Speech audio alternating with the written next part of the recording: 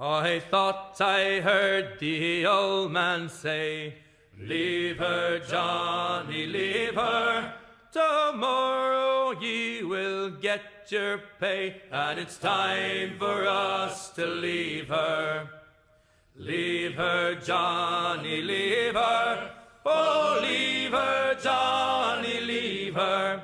For the voyage is long and the winds don't blow, and it's time for us to leave her." Oh, the wind was foul and the sea ran high. Leave her, Johnny, leave her.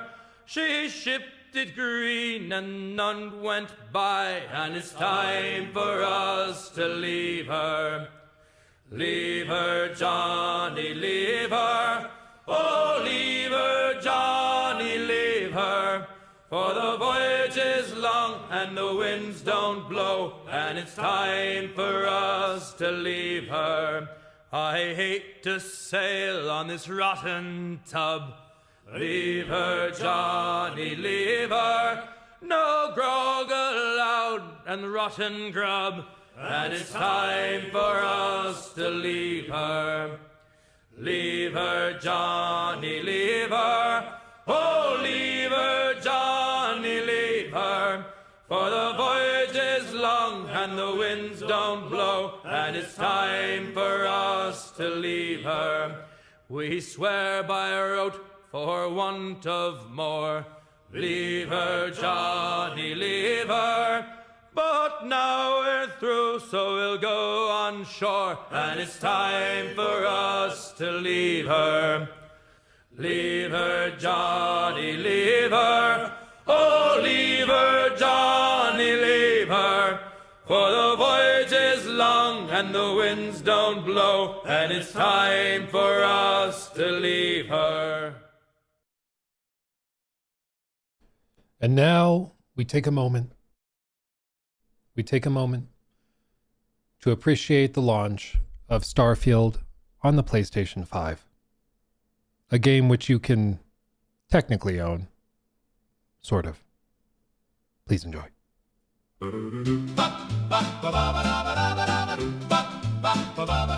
Players booting up, excited to see what Todd and crew brought from PC. DualSense buzzing in hand. This ship's about to land. Game loads in, what a surprise.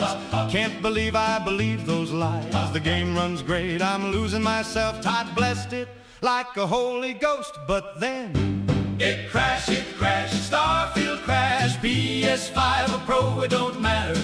Todd's work will surely shatter all hopes and dreams without delay. Breaking hearts, but he'll still run away with your money, your hopes, your dreams, and then Starfield will just go and crash again. It crashed, Starfield crashed. PS5 or Pro, it don't matter. Todd's work will surely shatter. It was said that Luke was too mean, that Todd's tales would soon be seen to be true and honest and clean and pure. But it turns out the port's just a pile of manure. It crashed, Starfield crashed. PS5 or Pro, it don't matter. Todd's work will surely shatter all hopes and dreams without delay. Breaking hearts, but he'll still run away with your money, your hopes, your dreams, and then Starfield will just go and crash again. It crashed, Starfield crashed. PS5 or Pro, it don't matter. Todd's work will surely shatter. Oh, Todd, what the actual hell is wrong? Oh, Emil, someone do something. It crashed, Starfield crashed. PS5 or Pro, it don't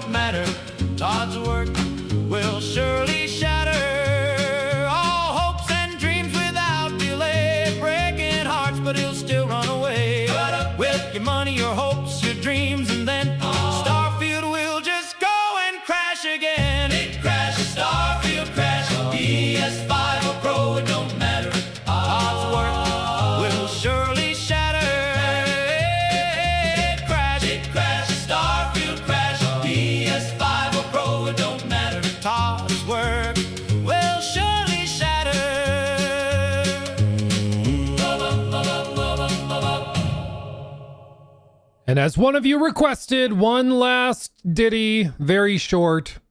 We have to pay our respects to the mastermind of the PlayStation 5, the wizard behind the choice, which totally is not the stupidest thing I've ever heard, to remove physical media from Next Generation. The one, the only, the unremarkable Herman.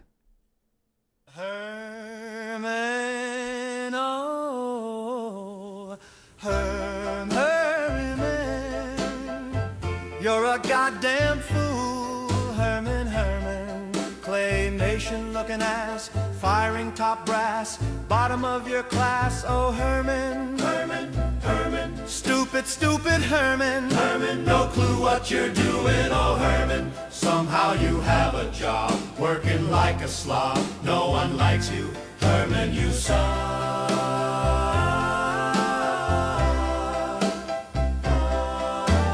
Herman loves Horizon, even though it's mid. Now he runs PlayStation like a mark of skid. Herman, stupid, Herman, no clue what you're doing, oh Herman, somehow you have a job, working like a slob, no one likes you, Herman, you suck. Herman smells like fish, probably eats children. I kinda think he's a lizard, a literal rock would be better. Herman, stupid Herman, no clue what you're doing, oh Herman, somehow you have a job, working like a slob, no one likes you, Herman, you suck. Herman, you suck. Herman, you suck. It's true, everyone. I do think a rock would be better. And fun fact, I asked you guys in a poll what you thought. I actually did a poll 5 days ago. Another reason to be subscribed to the channel, because you get these in your feed and you can participate. 33,000 people voted. 33K voted. Who would do a better job in charge of PlayStation? The obvious choices: Herman Hulst, Jim Ryan, or a rock. Which one do you think won? The Rock did. Honestly, it was a close race. It was pretty close. Oh man, what surprised me is that more people picked Jim Ryan than Herman Hulst. That's crazy. Absolutely remarkable. But yes, 33,000 people voted on who they would rather be in charge of PlayStation, and not The Rock, a Rock won, because at least he wouldn't be able to screw up too badly. But there you go. Anyway, how's everybody doing? Better than Herman? Probably not. I think he's doing just fine. I don't think he cares about any of this. I think he's chilling. He knows he's got a trick up his sleeve. He's still got Concord 2 and Fair Games. So, whatever you've got going on, he's got something bigger. He's got a big ol' load tucked away. Okay. Tucked away in his back pocket. You see him walking down the street, you see a little bulge in his back pocket. That's what it is. It's big old steaming pile of a surprise. Anyway, how are you guys doing? Let's see. Mobile games only. I mean, you do have phones, don't you? I would think so. I would think so. I can't wait for a random German tuning in. It would be perfect. Says English Dot on a 10 stream streak. That's crazy. I will give Twitch credit. We give Twitch crap all the time. They do, to their credit, have some cool stuff, like it'll tell me when you're on like a 10 stream streak or something. I think that's cool. I do think that's cool. Let's see. Yes, we do have a number of things to discuss today, a number of tidbits. Some big, some small. The most obvious one, of course, being the news yesterday that Sony is getting rid of physical. I mean, let's be real. They're the first ones to knock down this domino. I think Xbox planned on doing it as well. Sony just came out first and ripped the Band-Aid off. But Xbox actually has a trick up their sleeve that actually sounds kind of cool. I still would rather have the option for physical for people and collectors and game preservation and all that. But this is legitimately a cool feature that they are apparently working on. The ability to basically transfer your physical game collection into a digital one. So at the very least, those things can be preserved on your accounts. That's cool. PlayStation apparently has no plans of doing that though, so sucks to suck. There's also important to note here, this is a smaller detail.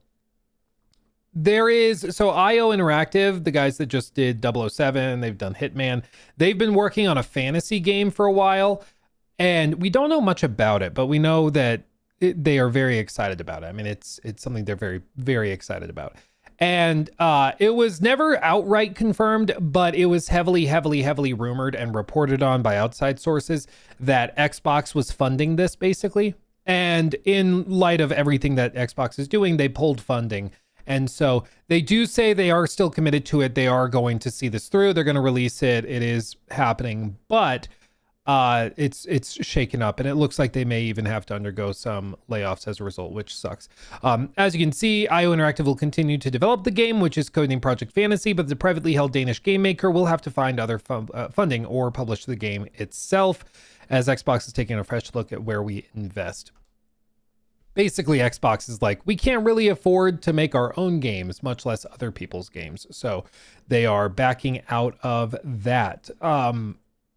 I'm excited for that Project Fantasy. I mean, the idea of getting like a fantasy game, but made by the guys that did Hitman and now 007, so like cinematic with gameplay dynamism and stuff. I'm like, I wonder what that's like. It might be a total departure, might be something totally different. But I do know, and I've spoken to a number of people that work at IO Interactive, and they're all like, just wait.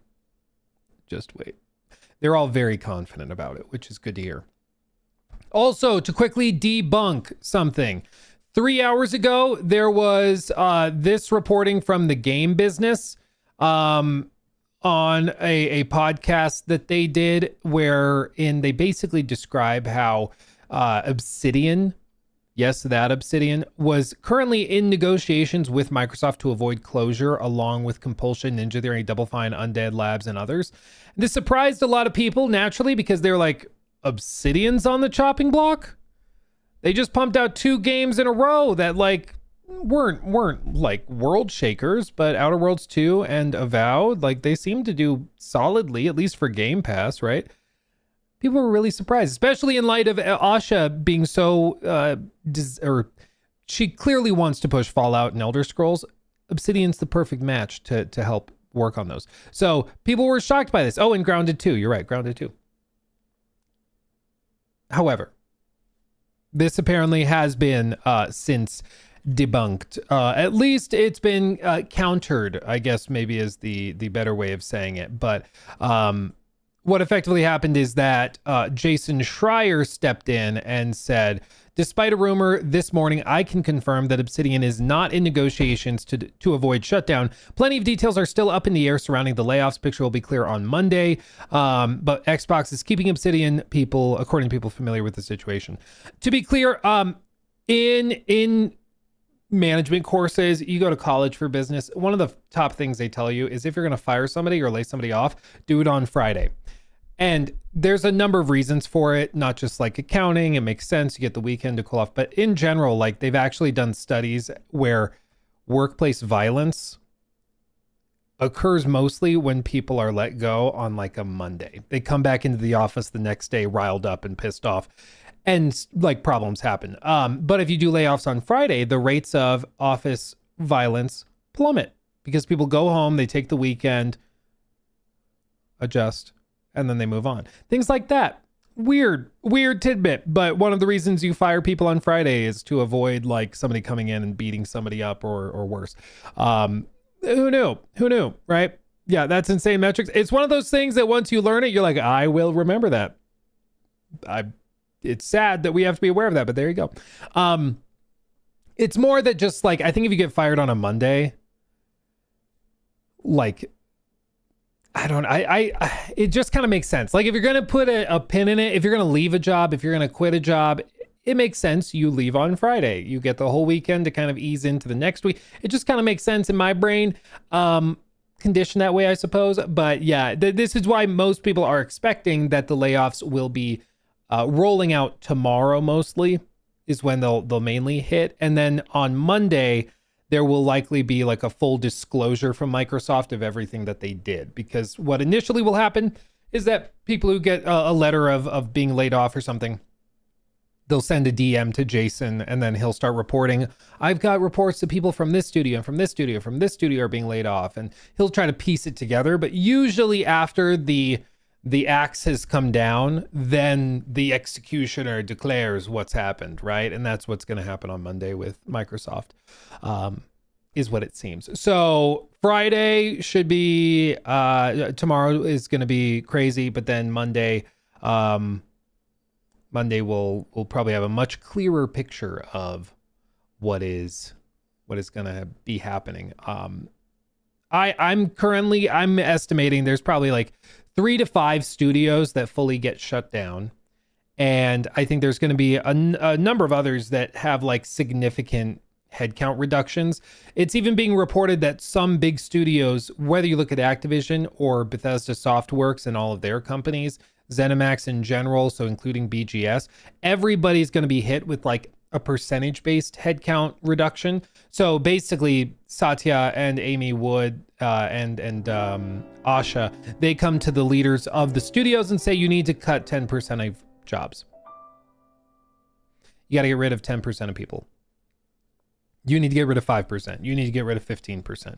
You need to get rid of this project, fire everybody on it. Like, that's basically what's going to go on. So rumors say Neil Druckmann is being booted from Naughty Dog. I saw that. It appears to be total poppycock, to borrow a term from the British, which is honestly, it's a great turn of phrase. It's a great turn of phrase. I can understand why in a period of heat-based delirium with no AC, you'd come up with some silly phrases.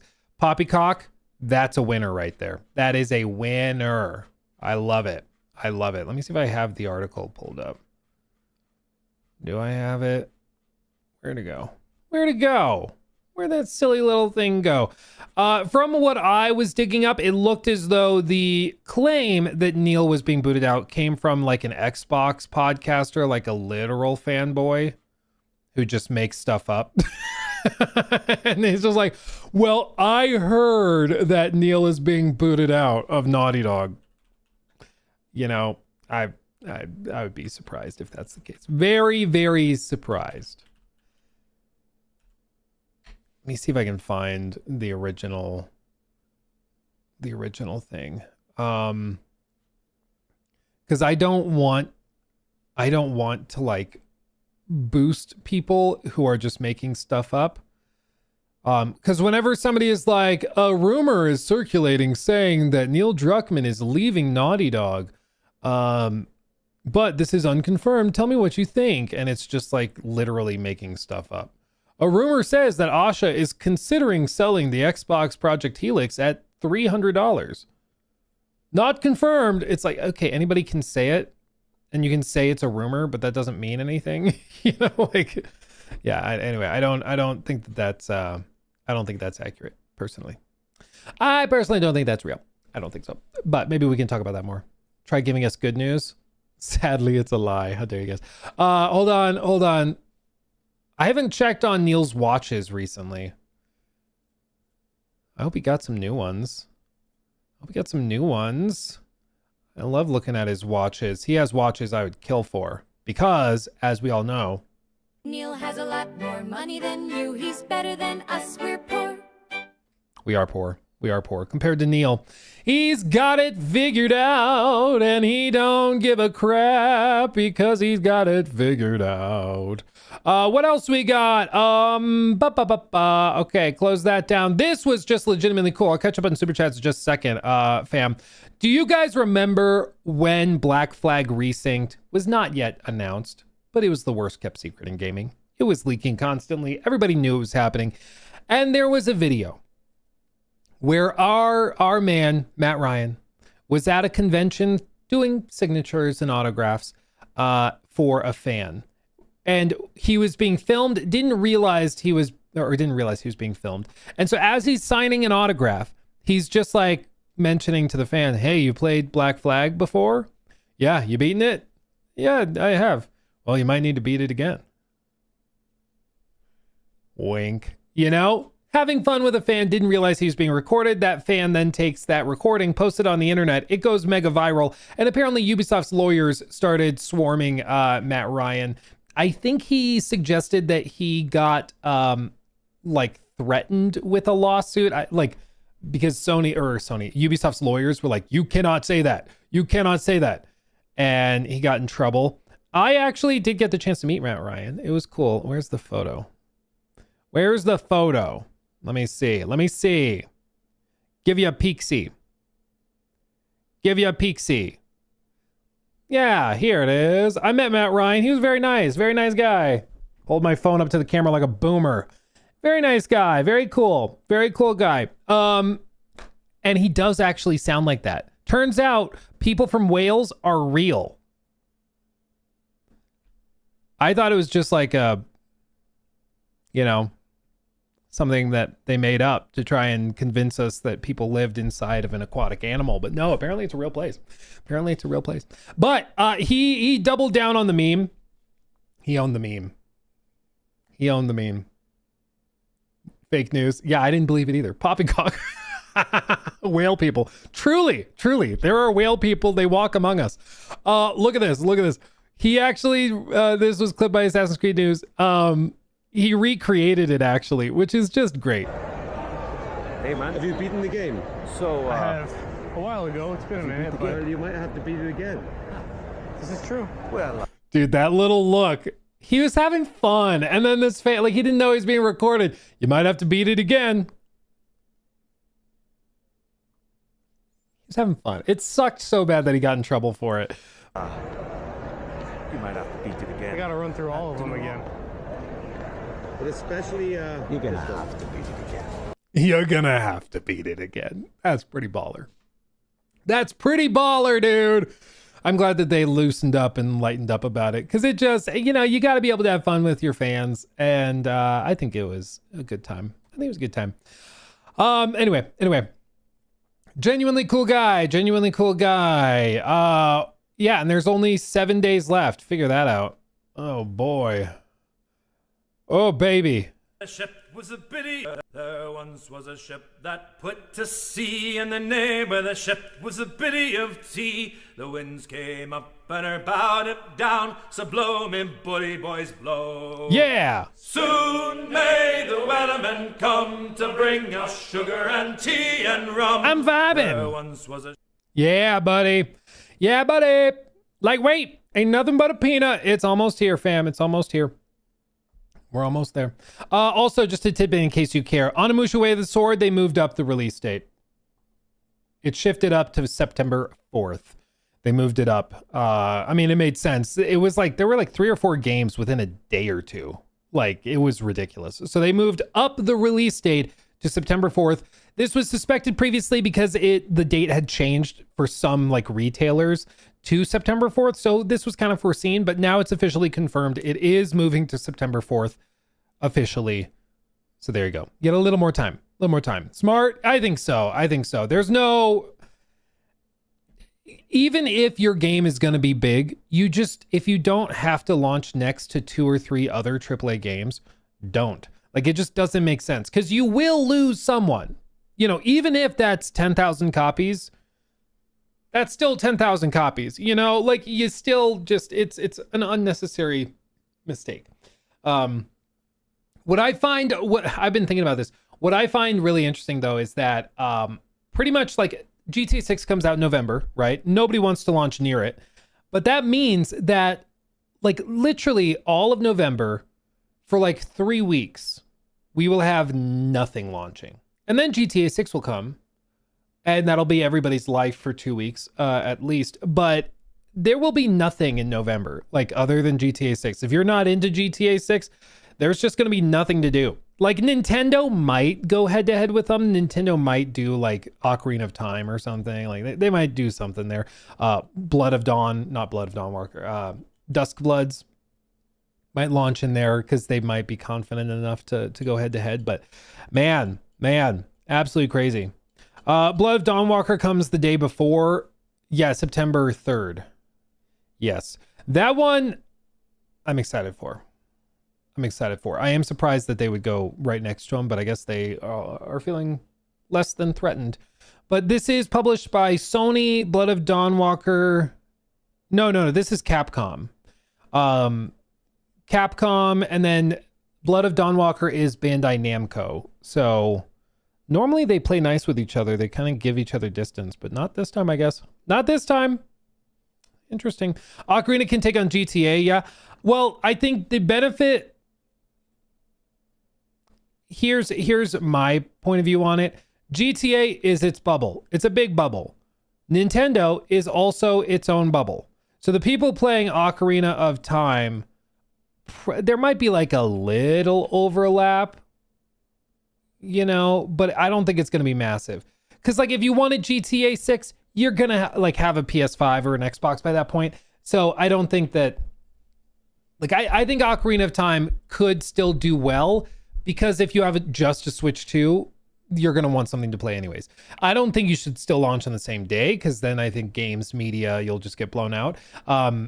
Because remember, with any of these games, part of what the companies want is they want a certain proportion of, like, you know, if this is the overall marketing budget, they want to pay for some media, like sponsorships and media events, and pay for IGN to do an article or whatever. But they want the vast majority of coverage and discussion around the game to be from earned media, just stuff that happens because people are fans of it, make videos for free, that type of thing. Streamers playing it for fun. This works if you're like super far away from GTA. Because whether you are like a Nintendo fan or not, if you work in games, entertainment, media, YouTube, streaming, whatever, whether you're a fan of GTA or not, you've got to cover it. Like, it's going to be where all the views are. So yeah, you just don't want to go too head to head, because if media has to choose between one or the other, I personally think they choose GTA 6 over a remake. Cancel me. I don't care. Cancel me. I don't care. Just my opinion. Just my opinion. Except for me, I'll just get Ocarina of Time. Well, yeah, and that's where like some of the user base is still just going to buy it. But I do think that executives do consider the marketing spend and marketing proportions when they're looking at windows. That's why I think if Ocarina of Time came like early November, like say the 3rd, 4th, 5th, or something like that, you still have 2 weeks before GTA 6. You'll get coverage. It'll still perform well. I don't think it's going to take most people 2 weeks to play it and finish it. I think that works great. Do that. But launching within like a day or two, pulling a Horizon Forbidden West versus Elden Ring, that's a mistake. You know, like I always am amazed. Forbidden West, and then Elden Ring. Elden Ring launched February 25th, and Forbidden West launched February 18th. So they launched a week apart. But it was like quantifiable how Elden Ring directly affected the performance of Forbidden West. And a lot of it was because I forget when the review embargo lifted for Elden Ring, but it was a number of days before. So right as people are like trying to jump into this, immediately 10 out of 10 scores across the board with Elden Ring. All anybody was talking about was Elden Ring, and this just kind of got steamrolled, unfortunately. Unfortunately. Jor played it over Elden Ring, never forget. I mean, I genuinely feel for Jor. Like, imagine being a diehard fan of a franchise. I can imagine this. A diehard fan of a franchise. And then they go and they are like, they do 2 big games that you're a fan of, and then they disappear for years. And they come back and like, hey, we're going back into your favorite franchise again, baby. And this is what they show. And it is like a hero-based I think it's going to be like Dauntless, maybe. I don't honestly know exactly what this is going to be comparable to, but it's all characters that are brand new, nobody knows anything about. So they're going from like a narrative, I call it a faux RPG because Horizon's not an RPG, but they try to pretend like they are. But they do that. It's like an action adventure game in the purest sense of the word, and that's fine. But it's the dialogue choices that don't mean anything that drive me crazy. Anyway, they show this. Nobody gives a crap about any of these characters. Never seen them before. The art style is totally different, and it just feels like a mobile game. Like it just feels like a mobile game. And I'm gonna go out on a limb here. I'm gonna say something controversial. I'm okay with mobile games if they don't interfere with normal games. Like what made this infuriating and like so insulting to the fan base was that it is the main team. You do not get Horizon 3 because of this. At least not for years. They say they will, but you're not getting it anytime soon because of this, because they have to make this first. And I've spoken to people involved with this game, and they all are like, yep, we're doing it because we need to. Like nobody is apparently showing up super thrilled about this project, which is kind of crazy. But that's just where we are. And still to this day, like one of my favorite little tidbits was at the announcement. Where's the announcement? Oh no. Announcement. They wouldn't have deleted it. Yeah, here it is.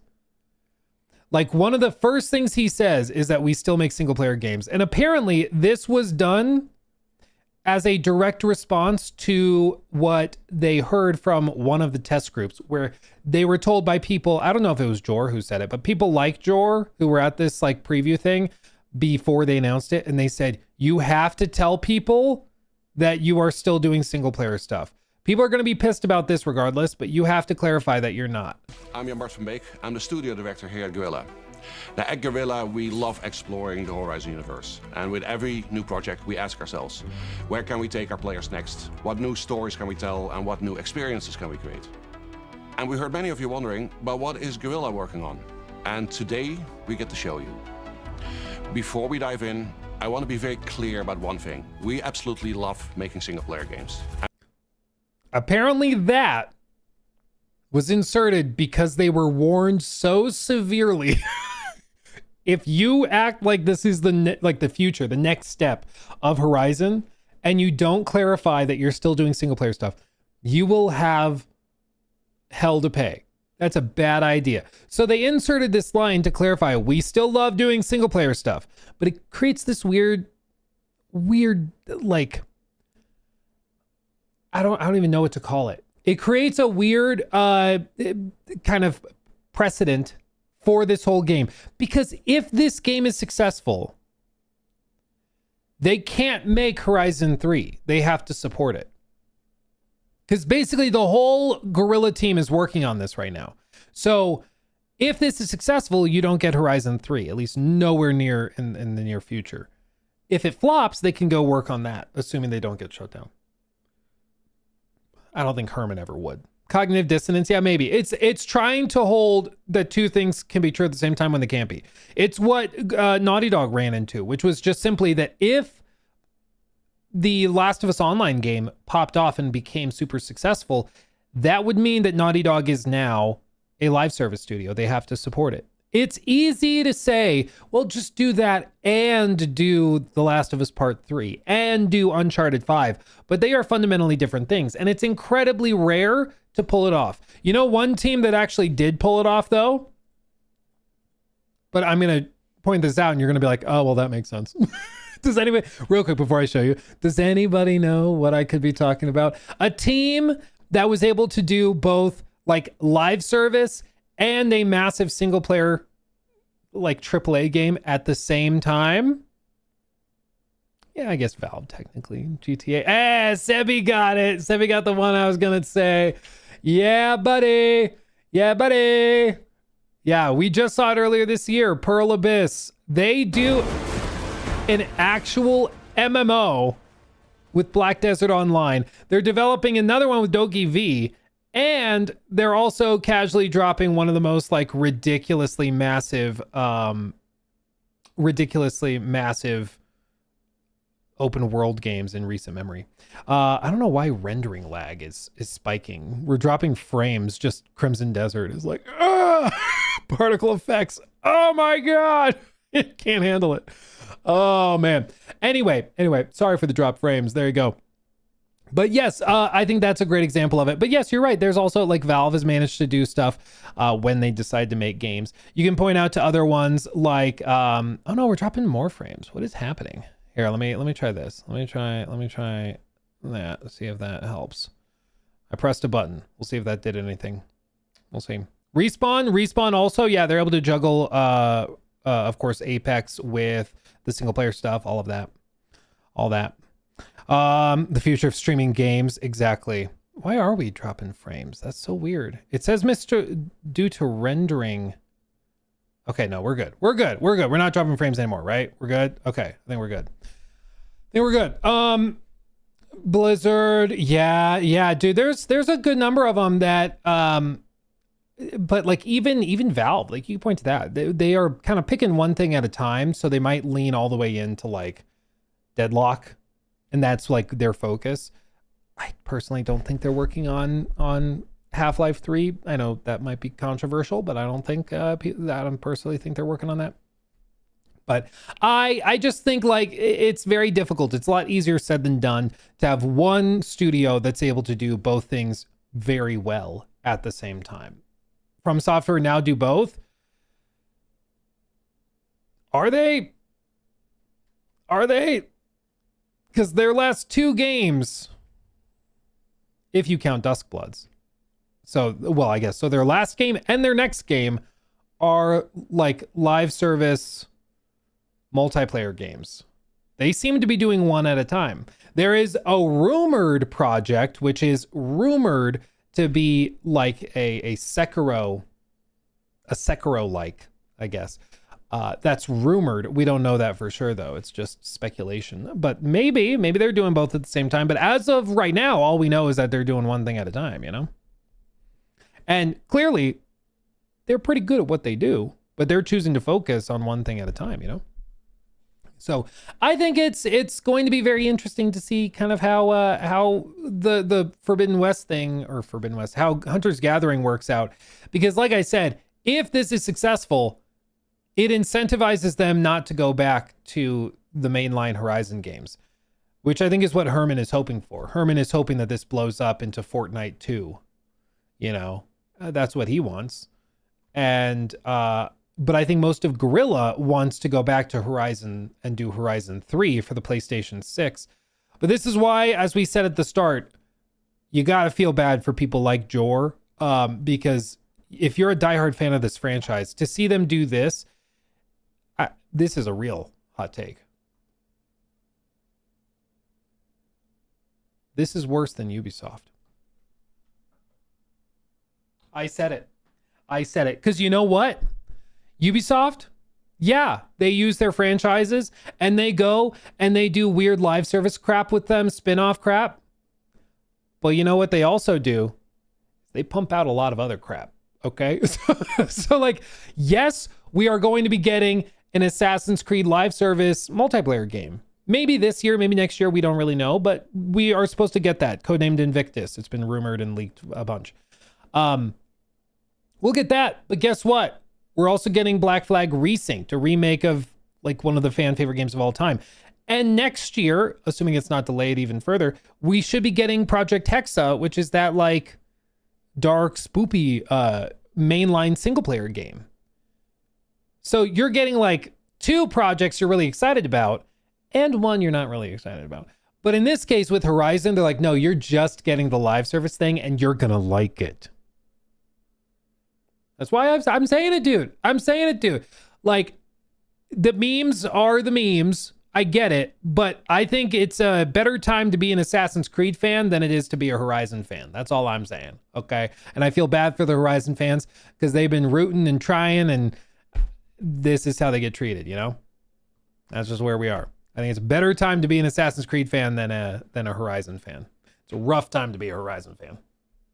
Now, Beyond Good and Evil 2 fans, yeah, that's a separate discussion entirely. Tell you what. Luke, are you a short king? If you call 4'6" short, I guess. Did you ever see that photo? Hold on. Did you ever see that photo from the Crimson Desert event that we did? Hold on. I think it was pretty funny. It was pretty funny. Hold on. I'll show you. I'll show you. Where is it? Where is it? I found it. Come on. Load, damn you. So we had this photo where we all, like me, Lua, Jake, Blue, we all took photos and stuff at the Crimson Desert event. It was a good time. It was a good time. But then one of them photoshopped it. Oh, it's so uncanny and weird. And then like weirdly they're holding each other's hand like around my head. It's pretty funny. It's pretty funny. Especially, I'm so proud. I'm so proud. I went to a gaming event. I had a great time. Yet another reason to watch New Game Plus, tell you what. Yeah. Which one was edited? This one or the other one? I'll never tell. I'll never tell. Oh yeah, it was Flem Nasty. Flem Nasty edited it in our Discord. Shout out Flem Nasty. It was so funny. Yeah, Will, the head of marketing. Ronan did this one. Oh, now I'm gonna go out on a limb and say that one's more physically accurate. My head's about that size proportionally. I'll give you that. I'll give you that one. Anyway. Every time I see it, I can't. Also, I want to, where did I put the tab? Oh yeah, this was also just funny. And then I'll read super chats, I swear to God. Domino's Pizza also came out and made an official statement. They made an official statement. Quote, in response to trends in the gaming industry as of 1st of April, 2027, Domino's UK will cease production of physical pizzas and shift to the production of digital pizzas only. Consumers will be able to download our full range of delicious pizza codes and, using the power of the imagination, enjoy them in an entirely virtual sense. There you go. Shout out Amaimon for the tag. It's pretty fantastic. Even the pizza people are making fun of Sony at this point, dude. Even the pizzas are rebelling. Oh God. Okay, let me read these. You guys have been very, very patient. Thank you for your patience. Let me read some of these and get caught up real quick. SRW, thank you for the 7. Hey Luke, do you think Steam will implement a monthly fee to use Steam similar to Game Pass and PSN? I don't think so. There were rumors like 6 or 7 years ago that Valve was considering like a Steam collection, like a Steam, basically their version of PlayStation Plus or something, where like they have their editorial board select certain games and then you can play them for a month with a monthly fee. Basically their version of Game Pass or PSN. But that was rumored. Who knows if it ever was actually being worked on, and I think it was since abandoned, so I don't think it's happening. No. I would not expect that. And Valve doesn't really need it. 6, 7, oh my God. Oh my God. I knew if I said 6 to 7 years, I can't. Chevy, thank you for the 5. Looking forward to the next big game releases. Black Flag Resynced. What? No. Pal World. Yeah, 1.0 is coming. I'm very excited for Black Flag Resynced though. I will say. I'm mighty excited for that. Ahoy matey, if you know what I'm saying. Sean Shaw, thank you for the 5. It was a pleasure sharing the golden age of gaming with you all. It does feel like the door is closing, right? Like it does really feel like we are shifting into a new era of gaming, not in a good way, like in a way where we are leaving behind many of the staples of what made old school gaming great. Like just the other day, we did a segment on stream that Trevor put on the Clips channel. Where'd it go? Looking for, oh, here it is. Where we went and we looked at these old videos of like midnight launches and stuff for the PlayStation 2, where they're like all coming together and like coming to the game store together for the midnight launch and stuff. And this is something that like literally will not exist in 10 years, 5 years even. But like this type of thing is technically possible. It's very, very rare nowadays. Technically, though, it's possible. 5 years, no, it's just gone. Sacrificed at the altar of convenience, right? People didn't want to be social. People want to order their stuff online and don't want to have to interact with people. I get it. I get social situations can be frustrating or stressful, but bro, it's just so sad that this is something that's just going to be looked at in 5 years and be like, what?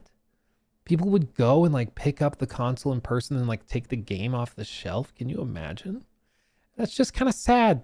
Just kind of sad. I came in right at the end of this era, you know, but I still remember going to the, you know, game store and buying stuff. I showed you guys this in the video yesterday. Oh my God.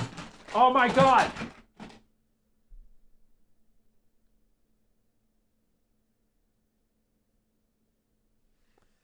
I dropped my stuff. I was trying to show you. I'm here, damn you. Where is it? Where is it? Hold on. Hold on. Come here, you bastard. Okay. I was trying to show you this. Like my copy of God of War 3, the remastered collection. This thing still has the pre-owned like sticker. Look at that. Come on, no, cover my face. Look at that. The official price for the Pro, $1709, baby, $1709. Now, this won't even be possible, you know? I remember going into GameStop being like, I got $20 in my pocket and I want something to play this weekend. I'm gonna go figure it out. And you just go, you flick through the options, you find something good like that, buy it up, you have a great weekend, you know? Now that's just not a thing. Not a thing. I realize I sound like a boomer, but I just do think it's sad. I do know of some places that are trying to revitalize this type of social gaming experience. I've told you guys about one of the things that I used to do in college 10 years ago. This place was called All That in a Bag of Chips, okay? All That in a Bag of Chips. I say it was because it no longer exists. More on that in a second. But look at this. This was a location in Fort Collins that this guy, Jory, ran. And it basically was just this like small little place near Old Town. But you can see he had a bunch of consoles and stuff set up, TVs, little cubbies and everything. It was $5. You pay $5. Girls get in free because of course they do. But if you paid, you got access to all that and a little paper bag that had like a can of soda, a little bag of chips, and then like usually a candy, like a little bag of candy in it. And it was awesome. You pay $5, play and stay as long as you want. And you just get to play games with your friends. And I remember coming here in college with friends and we would just spend like 3 or 4 hours. Like this back corner, they had the GTA Online server set up so you could play GTA Online with each other, all next to each other. Some of these, like this is where, this is crazy. This TV was usually used for fighting games, but when I went, it was being used for the first time when I went, it was being used for No Man's Sky. No Man's Sky. Because everybody had heard rumors of how bad this game was in 2016, but nobody wanted to buy it to find out how bad it was. So you'd come to All That in a Bag of Chips and see what it was like and try it out yourself. You know, it's crazy. That's where I first played No Man's Sky. Exactly. Like it was a way to basically like demo it kind of, but it was really, really cool. It was really awesome. But yeah, as you can see, $5 entry fee, free for females, but females who got in free did not get access to the snacks. Okay. They had to buy that separately. Yeah, they can play any game imaginable from 3 p.m. until 2 a.m. It was really fun. It ended up falling apart though, because he was too nice of a guy. This is my opinion for why it fell apart. He was too nice and homeless people started squatting in the building and basically just they would pay the $5 and then they'd get a snack and then they would set up camp in one of the corners and he wouldn't kick them out. So then nobody wanted to come in because like there were people passed out on the floor and like drug addicts in the bathroom. It got really nasty and bad. Like it just started to fall apart. It didn't feel safe anymore, and it kind of fell apart. But it was a great idea. One of my goals, and I was just talking to Nikki about this like yesterday, just kick him. I think, again, it was just him. He would be there by himself. And I think at a lot of the time he just was like overwhelmed. And so he would just let people do whatever they wanted to do. But by the end, it was nasty in there. Like everything was broken or sticky, and it smelled weird. And then these back bathrooms, like there were usually homeless people camping in them. And so you just didn't go to the bathroom while you were there. It was bad. Yeah. He needed a bouncer, honestly. Like he just needed a big dude to come and kick people out when they were drunk or whatever. Just don't mess with it. And it could have maintained for a long time. But anyway, it fell apart. Very sad. Having said that, though, I was just talking to Nikki about this yesterday because I was like, with consoles, next gen consoles are probably going to be like $1,000, $1,500 or something. Like, can you imagine? Like, if I was in college or if I was in high school, I'm not going to be able to buy a $1,500 console. But if there was a place like this, I'd be able to go and play games on it. I'd be able to go and try it. Imagine the like Uncharted 5 launches exclusive to the PlayStation 6, but nobody can afford one. You'd just be screwed unless there was a place like this where you could go with your friends, rent out a little cubby and play it and try it. See if the console's actually worth it and stuff. So I was like, maybe this is like one of my projects, is that we work on like a spiritual successor to All That in a Bag of Chips that we open in Northern Colorado. And we do that right around the launch of Next Generation. I think that could be cool. I think that'd be cool. Because we could do it, you can do it open concept like this, or you do open concept and additional like closed off rooms or cubbies or like party rooms basically that you can rent yourself, kind of like an internet cafe or something, to have a little more privacy if you and your friends want it to be quieter or whatever. I think it'd be cool. I think it'd be really cool. I think that'd be dope. Yeah, imagine we could do like meetups there and all sorts of stuff. I think it'd be awesome. This generation will never experience that. Well, they could, but it takes like a leap of faith, and then you got to try to do this. I'm a believer that I do think people will enjoy social gaming experiences like this in person, but until you've experienced it, you may not realize what you're missing. You know, that's I think the big thing is that there's a lot of people who just will not realize what they're missing. And once they try it, I think they'll see it and be like, oh my God, this is great. This is wonderful. It's fantastic, you know, but you have to help them see it. You have to show them what they're missing. And that's the thing, is that for the younger generation, I mean, it's crazy to think, but when this picture was taken, this is 2016, there are people who were born when this picture was taken, the day this picture was taken, who right now are 10 years old.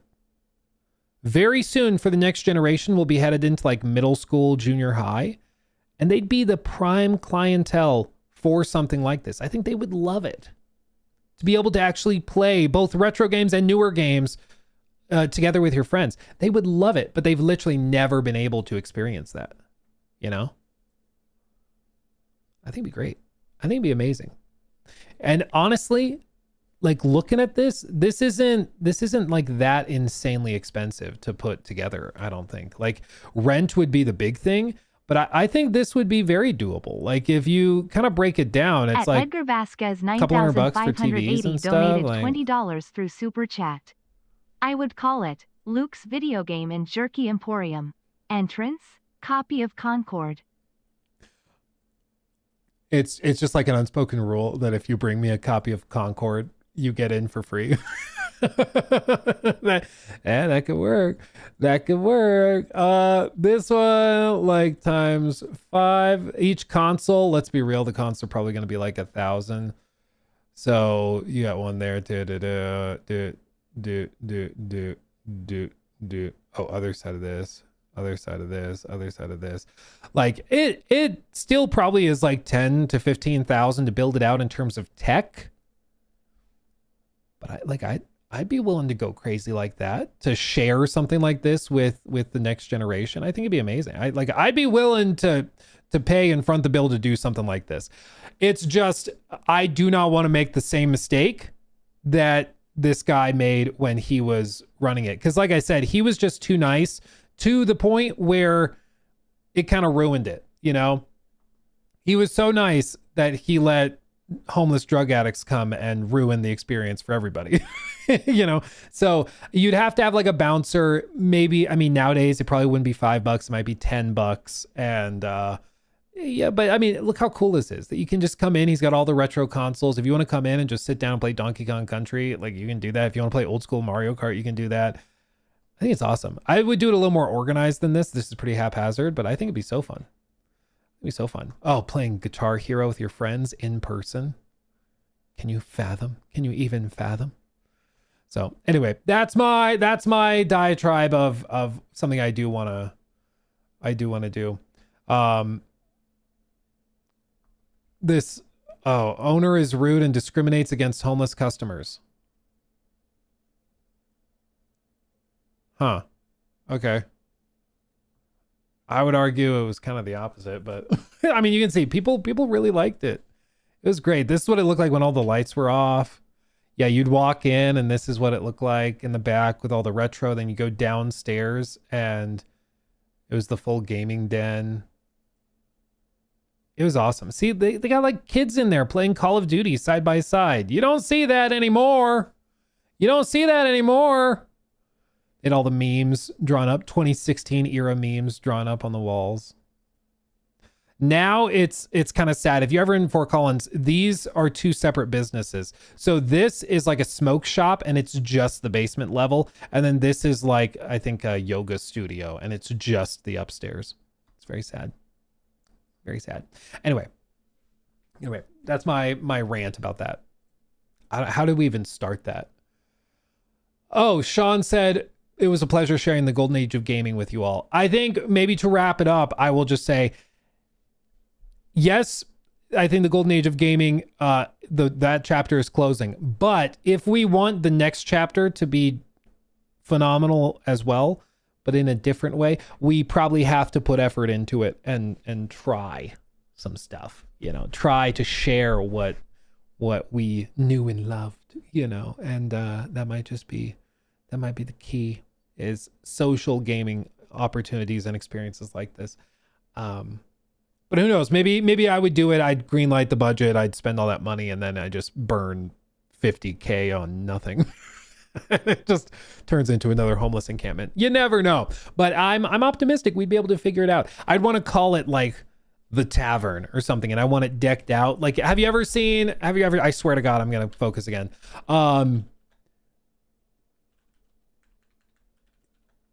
Have you ever seen like at Universal Studios, like the inside of the Three Broomsticks? Like, I'd want it looking like this. I'd want it looking like an old tavern. I'd want the inside, but instead of tables, it's all like gaming stations and like cubicles basically, but gaming stations. I want it looking like this, you know? Crank that AC, get it to be like 50 degrees inside. Oh, baby. I think it'd be great. I think it'd be awesome. I would never want to leave, you know? Oh, so you want to make no profit. Yeah. Exactly. Yes. You figured it out. That'd be great. I think people who travel from far and wide, they throw their birthday parties there. It'd be wonderful. It'd be wonderful. Let's see. Kieran, thank you for the super chat. I want to build a PC. Bad timing or go for it? I'm going to put it this way. I think it's only going to become worse timing as time goes on for the next like year and a half. So if you absolutely need a PC in the next 12 months, probably sooner rather than later, because everybody is saying that it's going to, like, DRAM prices are going to double again by next November. So if they are currently like $400 for that stick of RAM, it's going to go to $800, they're saying, by next year, which is crazy. But that's what they're saying. That's what analysts and industry people are saying. So my encouragement would be buy used and refurbished if you can, if you absolutely need a PC.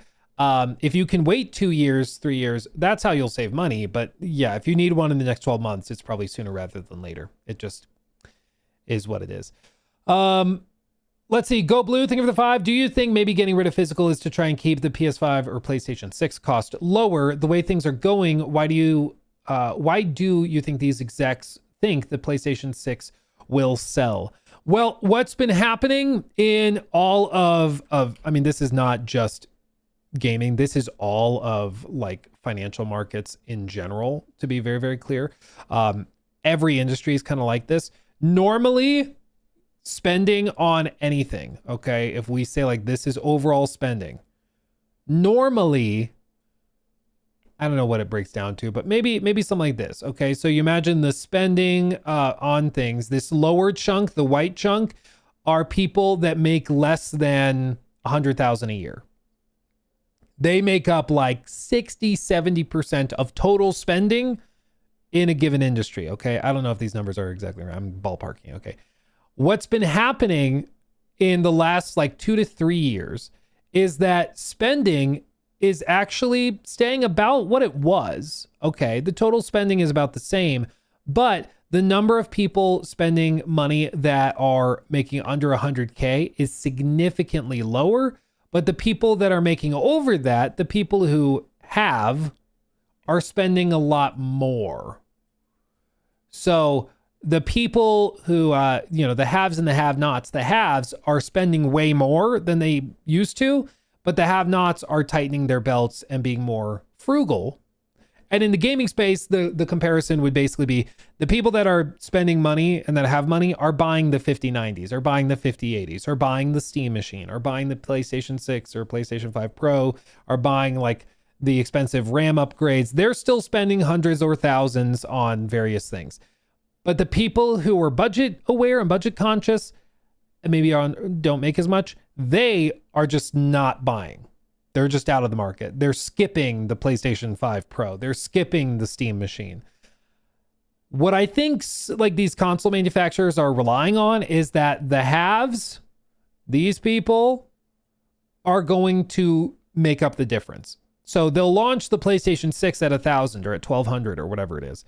And they're just hoping that the people who have expendable income and have money are going to spend all of it and make up the difference.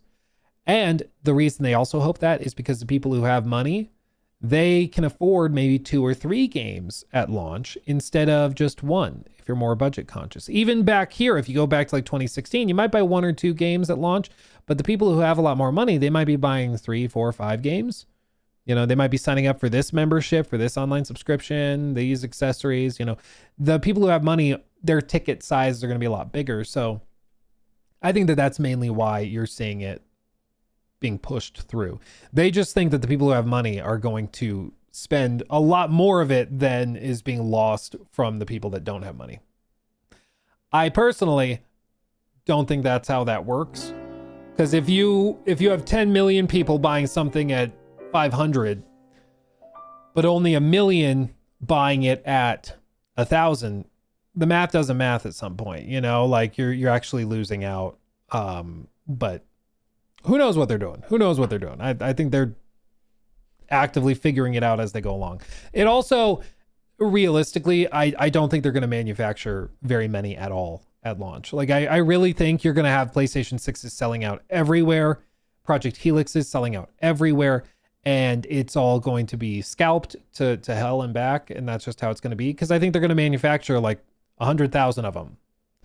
And they'll just wait to manufacture more until costs go down. But they're going to launch it officially and just ease their way into it. I think that's probably what's going to happen.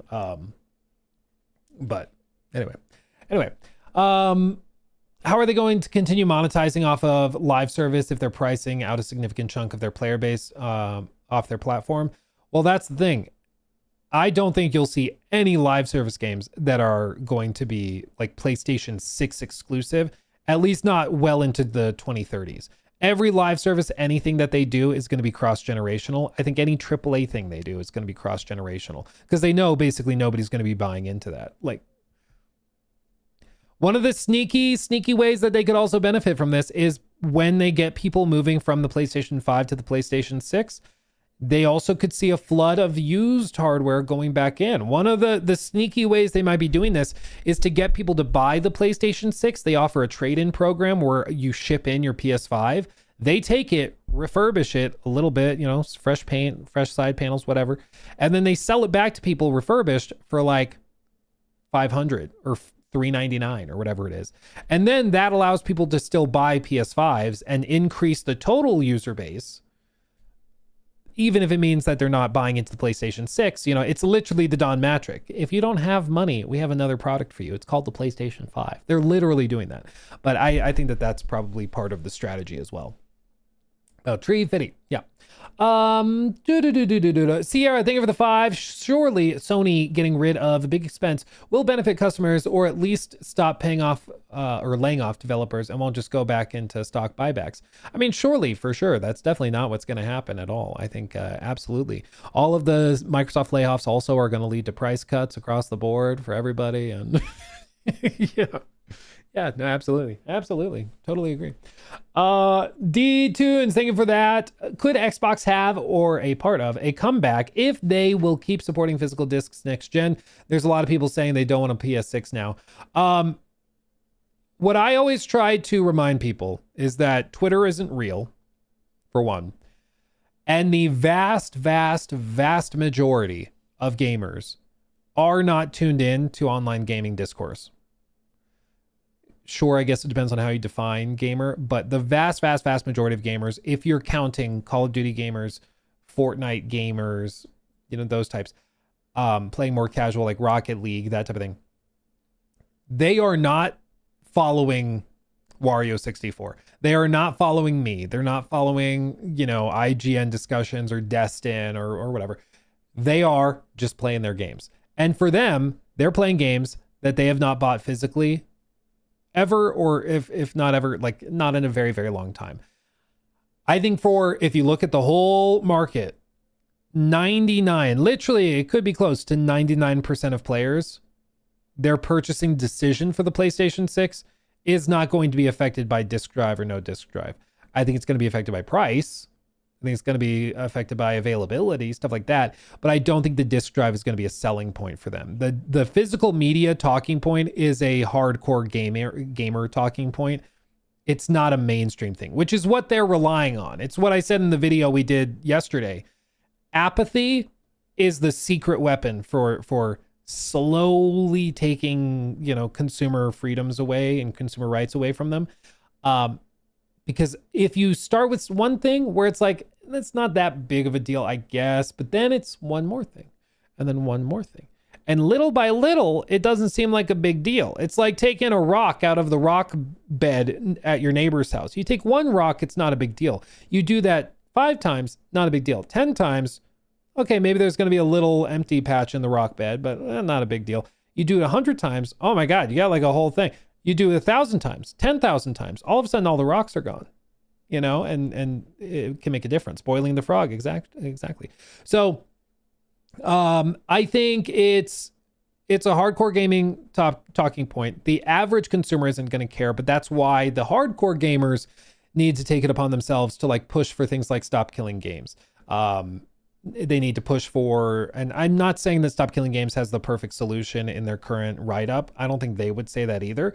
But the point is, by starting that conversation, by beginning the process of regulating some of these things, you can make the world a better place. It's what always baffles me when people are like, well, that's just not how it works. I'm like, I agree. Right now, the way it works is that they can revoke your game that you purchased.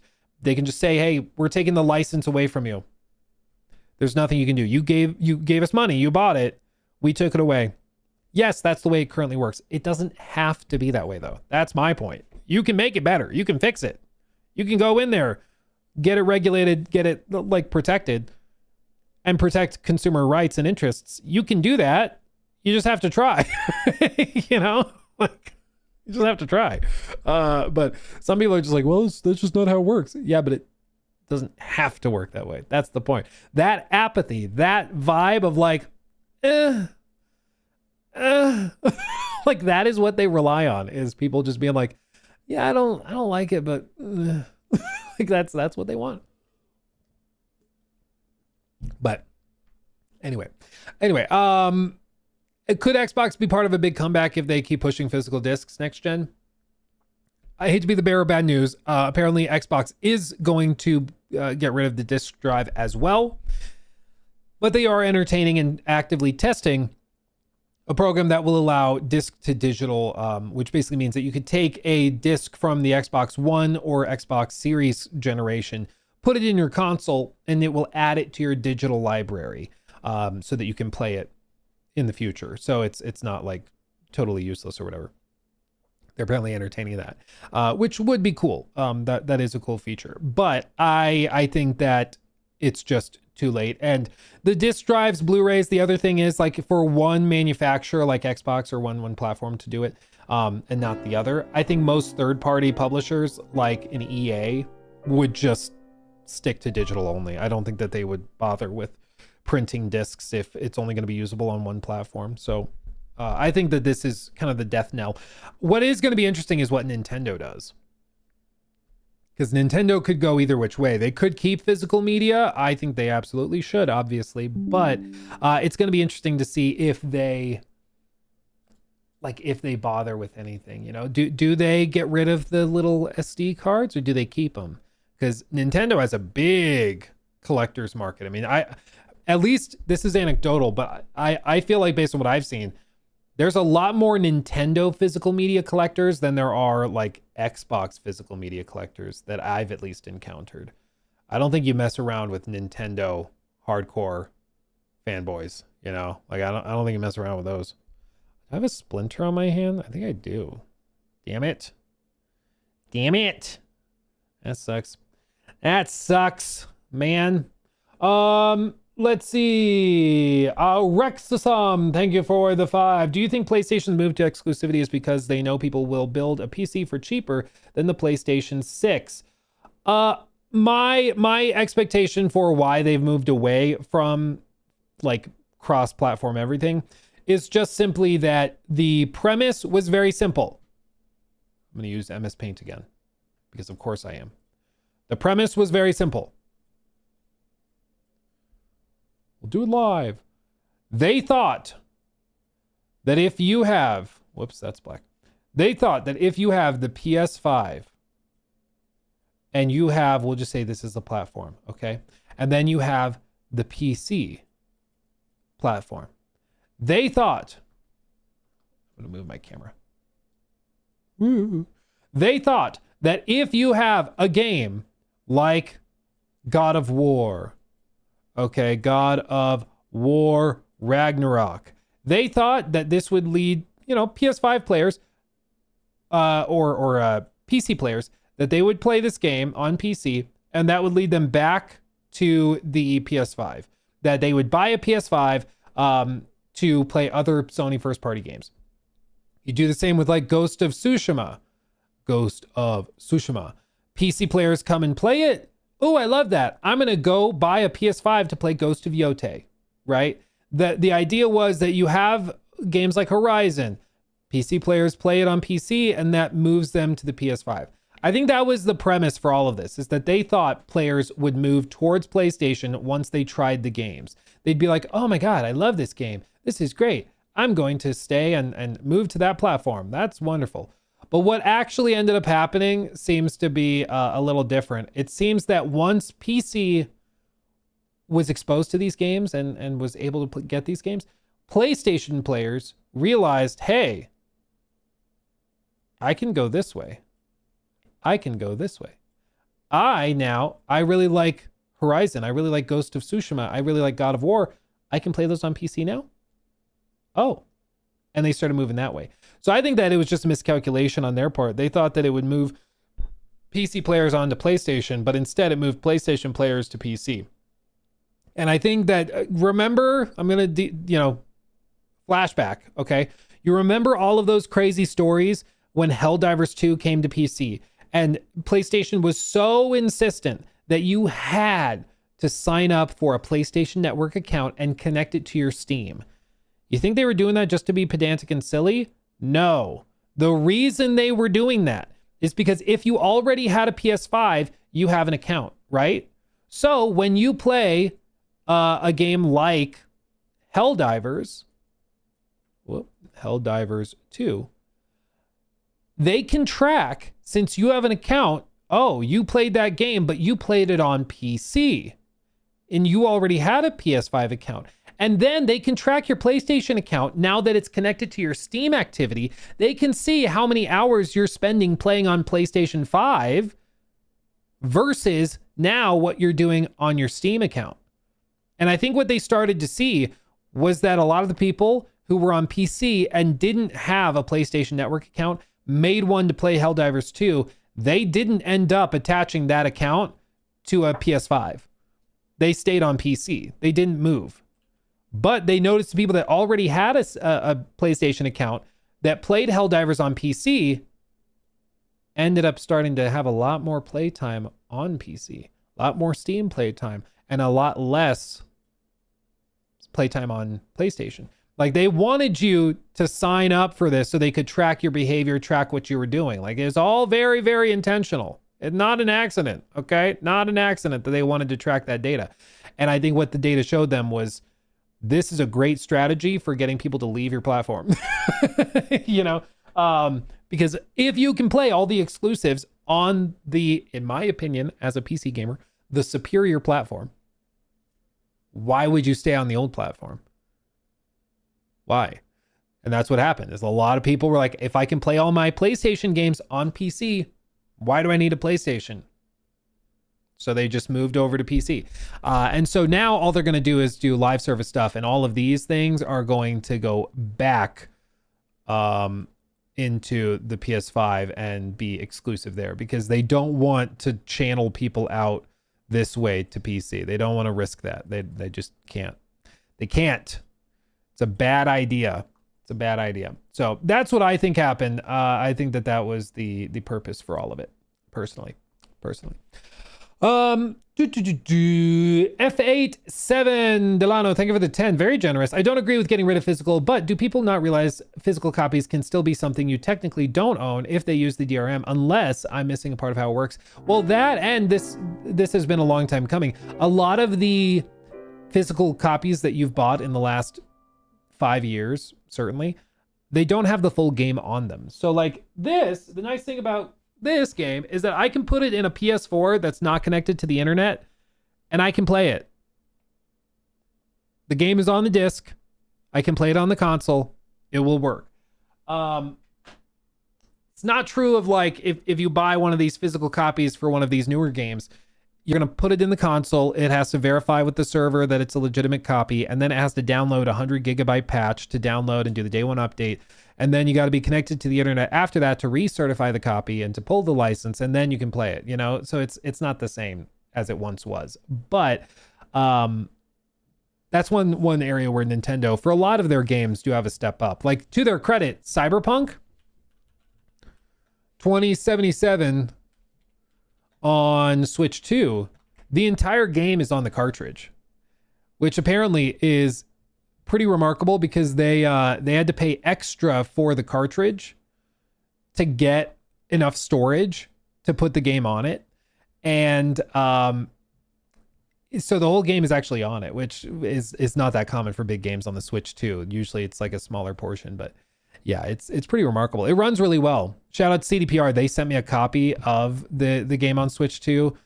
And the team that handled the port actually signed the box. I showed it on stream one day. It's pretty cool. It's pretty cool. But they worked some magic getting that thing running. Pretty impressive, if you ask me. Pretty impressive. I'm Def Not Famous. Thank you for the 2. Random, but RQ Conor McGregor or Max Holloway. Oh, who do I think? I mean, probably Max. I don't know. Conor, I don't know. I've not been impressed. I've not been impressed in a long time. I don't think many people have been. But yeah, I'm surprised that he's coming out and doing another thing. Must have run out of money again. Kind of classic for professional athletes like that. Christopher Burnett, thank you for the 5. Nintendo needs to re-enter the console war and challenge Sony by making a traditional console and keep physical games around. They're a sleeping giant. They are a behemoth, but they also like to play by their own rules and really don't like I don't know. I don't think that they would actually be that competitive. You know, I think they'd come in and they'd be really weirded out by they'd have stupid requirements for different things. Like I think they'd push for GTA to be more censored than it would otherwise be, and like I don't know, they've been weird about that stuff in years past. Maybe now they're willing to be more open-minded with it. They've welcomed ports of other pretty hardcore games. The Resident Evil 9 port, for example, really impressive.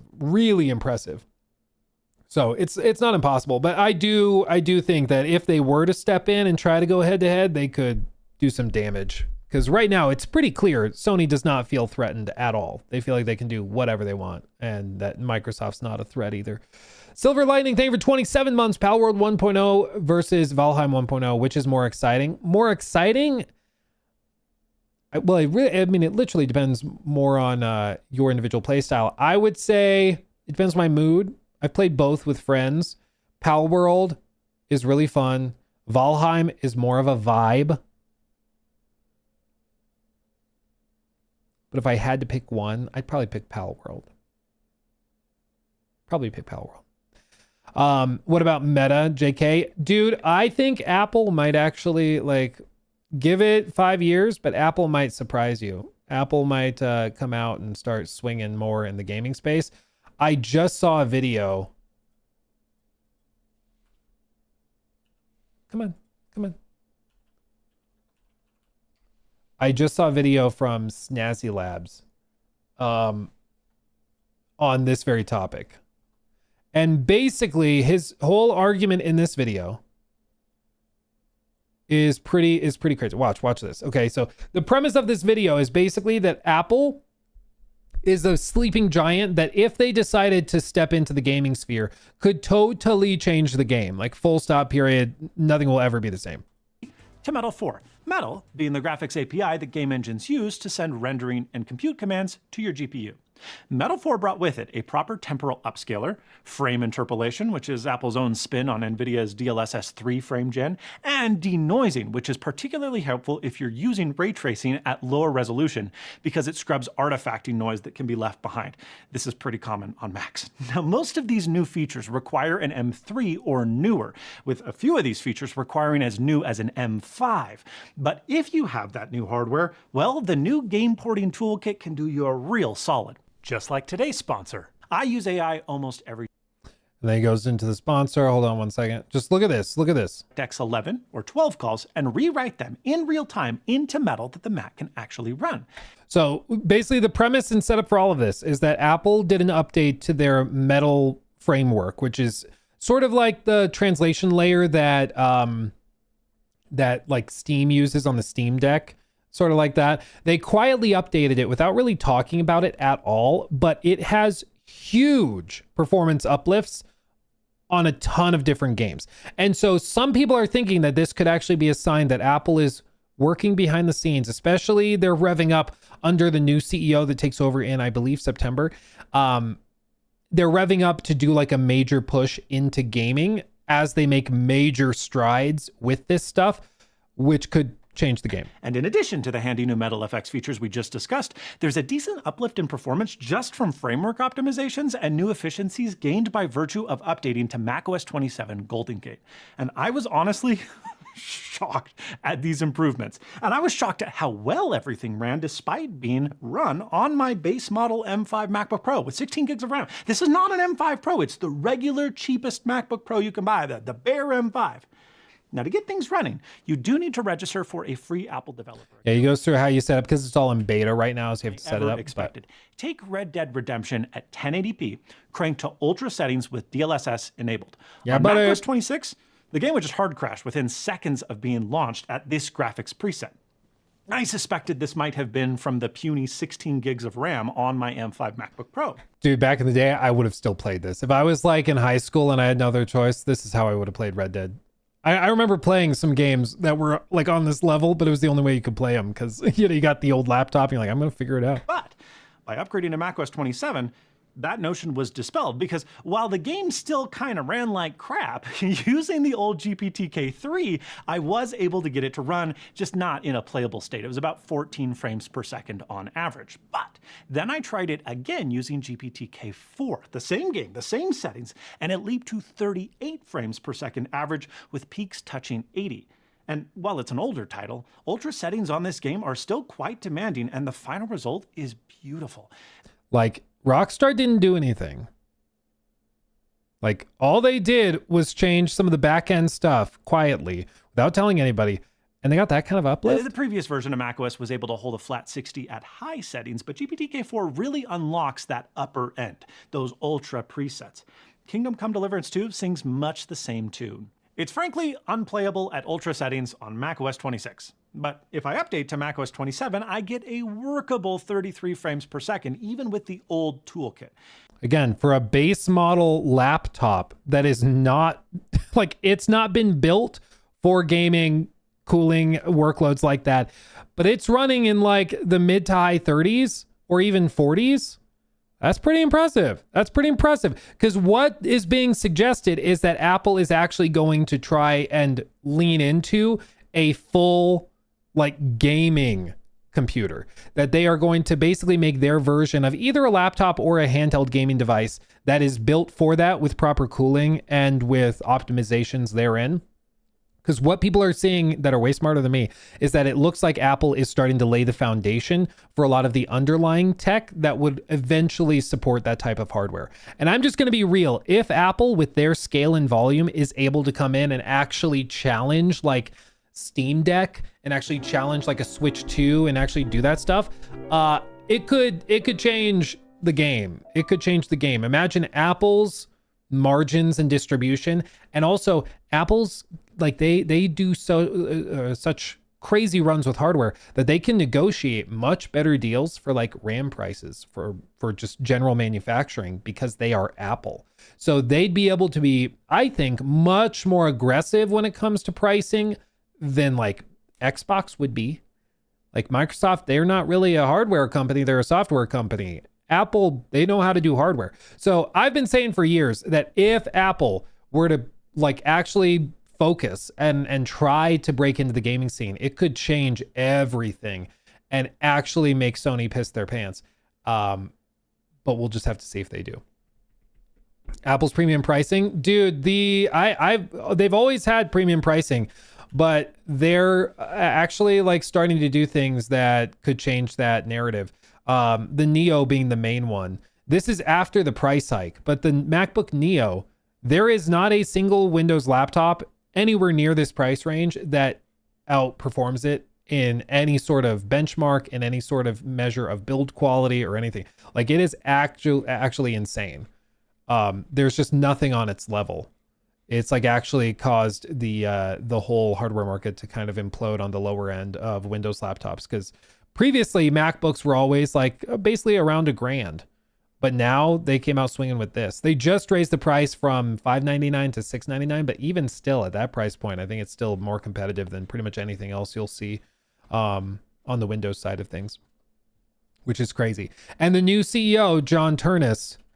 So to be clear, Tim Cook, he was always about squeezing margins and software, and like that's his thing. Ternus is a hardware engineer. He's the hardware guy, and he's already apparently signaled that he wants to expand into more unique ideas and products that they haven't done before. And he also, like, the services business that Tim Cook built up, where like they take 30% of every single, download, basically rent seeking for stuff. That's not where he wants to put his focus. He wants to like actually do stuff differently in terms of hardware. And like the MacBook Neo, priced very aggressively on the lower end, that was his baby. And so it looks like things could actually change. But we'll see. I mean, I know this is mainly Cope, but I swear to God, if Apple were to actually try to break into gaming, they'd be way more competitive than I think anybody realizes. It could actually like really change the game. Really change the game. Let me see. Cristobal, thank you for that 5. Hey, Luke, I started 007 First Light and I'm loving it. Just got to the resort. It's giving me feels of Indiana Jones, ATGC in the best way possible. Random question. What are your top 3 favorite games? They change constantly. First of all, I'm glad to hear you're enjoying 007. But they change constantly, kind of depending on my mood. It just depends on what sounds good at the moment. But as of right now, like if I was running to a desert island and I could only bring 3 games with me, the ones that immediately pop into my head would be like KCD2, The Witcher 3, and Baldur's Gate 3. Those are mine. Those are my 3. But on another day, I might toss in Red Dead there, swap out another one. But those are the 3 that pop into my head at first glance. Oh my God. Oh my God. I scrolled too far. Throbbing at 37 Pakistani American. Again, love your name. Thank you for the 5. Sai, how's it going, Sony fans? Has dust settled for everyone after, as usual, video game industry is getting intensely greedy? Everyone's BP low. I think everybody's just vegging out, and I wouldn't be surprised if a lot of people kind of mentally check out of the industry for like a month. Like, I wouldn't blame them. Mercurial Funk, thank you for the 5. Apparently, Hasbro can't find anyone to make Baldur's Gate 4, and even the makers of Baldur's Gate 2 said no way to it. It's insane to try to follow up 3, and I don't blame them. I don't blame them either. I wouldn't want to make it. Dude, how are you going to live up to Baldur's Gate 3 and also have to pay 20% of every copy or 30% of every copy to Hasbro? Like, I don't want to deal with that. And the rumor is that Hasbro is difficult to work with. So, like, the Larian guys have never said outright why they were just like done with Baldur's Gate by the end of it. They've never said clearly what caused them to be like, no, we're not doing it again. It might just be like the having to give up 20-30%, but the suspicion is that they also are just generally difficult to work with. But yeah, I don't blame anybody for not wanting to follow that up. Brandon Reyes, thank you for the 10. All I know is limited run games, I Am 8-Bit, and Fangamer will become even bigger and control the physical gaming space. I mean, any more competition would be welcome at this point, I think. Edgar Vasquez, thank you for the very generous 20. Very nice. Yes, as you said earlier, this one did read off. I would call it Luke's Video Game and Jerky Emporium. Entrance, copy of Concord. Yeah, we hand out jerky. And when people walk in, we say, you want a free jerky? And then we hand them a stick of beef jerky. That could work. That could work. People love getting stuff for free, especially free jerky. That's great. People love that. People love that. Let's see, where did I leave off? Vinny, thank you for the 5. I used to go to GameStop with my dad when I was a kid, and it felt so exciting to get a new game and take it home, take off that plastic and boot it up. Oh, dude, it was always a vibe. You open up that crunch when you first open it, and it's got the little paper sleeves inside. Oh, man. Oh, man. It's great. It's great. Angel, thank you for the 5, or for the 7. Thank you. Luke, what do you think of Turok Origin since it's being developed by the same team that made Space Marine 2? I'm sure it'll be awesome. Yeah, dude, it's awesome. I didn't personally get the chance to try it at SGF, but I heard very good things. So I'm excited for it. We'll see. We will see. Godsmack, thank you for the very generous 10. My goodness. We have a bar here called 8-Bit, and they have a whole bar filled with free old school cabinet video games and can play for free if you're drinking. Oh, see, that's fun. That's fun. I'm sure there's a format where it makes sense. I just have to figure out what that is. You know? Got to figure out what that is. But that could work. That could be like the easy way of doing it. Just turn it into basically a bar. Tazmeister, thank you for the 10 as well. Will the price of games decrease when games go all digital? We won't be paying the production and distribution of the box. I doubt it, really. Yeah, I don't think they're going to cut prices. I think they're going to... I think they're probably just gonna keep it the same. I think you're right. Cristobal, thank you for the generous 2,500 CLP. I'm not sure what that is, but thank you. I bought 007 First Light in physical and gifted me a cap and a collar of those they give at panels and stuff. Oh, really? Oh, that's fun. That's cool. For free? That's baller. That's great. Young Pro, thank you for 38 months at the show-off tier, too. My goodness, thank you. Don't know if you saw my last message. Worth getting a PS5 Pro or wait for the 6. And recommendation for a better TV that isn't stupid expensive. Preferably OLED. Budget version, maybe. The best I haven't shopped around for OLEDs in a minute, but the safest bet for OLED TVs typically are like the LG C series. So like if you go TVs on their lineup, OLED, the not 77 inch, they'll default to 77 inch, but like when you go big sizes, the prices get stupid. So don't do that. Don't do that. But the C series, where is it? The B's C6, so like C6, they're nicer for sure. But if you're looking for OLED, it's really hard to go wrong with LG. And the secret sauce, you want to hear the secret sauce? You want to hear the secret sauce? Go to Best Buy. Go to a Best Buy place. Wait until usually the crossover of the annual refresh. I believe that it might be different. It's been like 8 years since I worked at a Best Buy, 7, 8 years. But for us, a lot of the models transitioned around January, February. That means that the 2025 models are now discontinued. They go on clearance. And the 2026 models come in and are full price. So there's like a 2-week window where you need to be paying attention. Go in there. You'll find those models on clearance. You walk in, you throw it in the back of your truck, and you run. Okay? It's great. After paying, of course. After paying. But yeah, it's if you play it just right, you can get like seriously $1,500 off, $1,800 off, pretty easily. So yeah, I would just play it out right, like get the timing right. But yeah, if you look up when the next gen models launch and you play it right, you can get like 50% off basically. It's pretty great. It's pretty fantastic. Where did I leave off? Real Serious, thank you for that super chat. How are they going to continue monetizing off live service at their oh yeah, we talked about that one. I think that they're just going to do everything cross-generational. Nerdy Giant, thank you for the 10. Things are about to heat up again. Black Flag on the 9th, Halo, then Big Wave hits. I only got one game done in my backlog. Well, yeah, I mean, it's about to get bigger, especially come September. There's a lot happening, my goodness. Holland Dates, thank you for the 5. Device SSDs will explode with digital-only purchases, but then SSDs are in the memory apocalypse too. It's a death spiral. Yes, honestly, if you can find like an NVMe SSD used or refurbished, buy them up now, because literally, like, bro, it's gonna skyrocket in terms of value. It already is, but like, seriously, that stuff is gonna be even more valuable, especially once next gen or even this November with GTA 6, but certainly once next gen kicks off, that stuff's going to be extra valuable.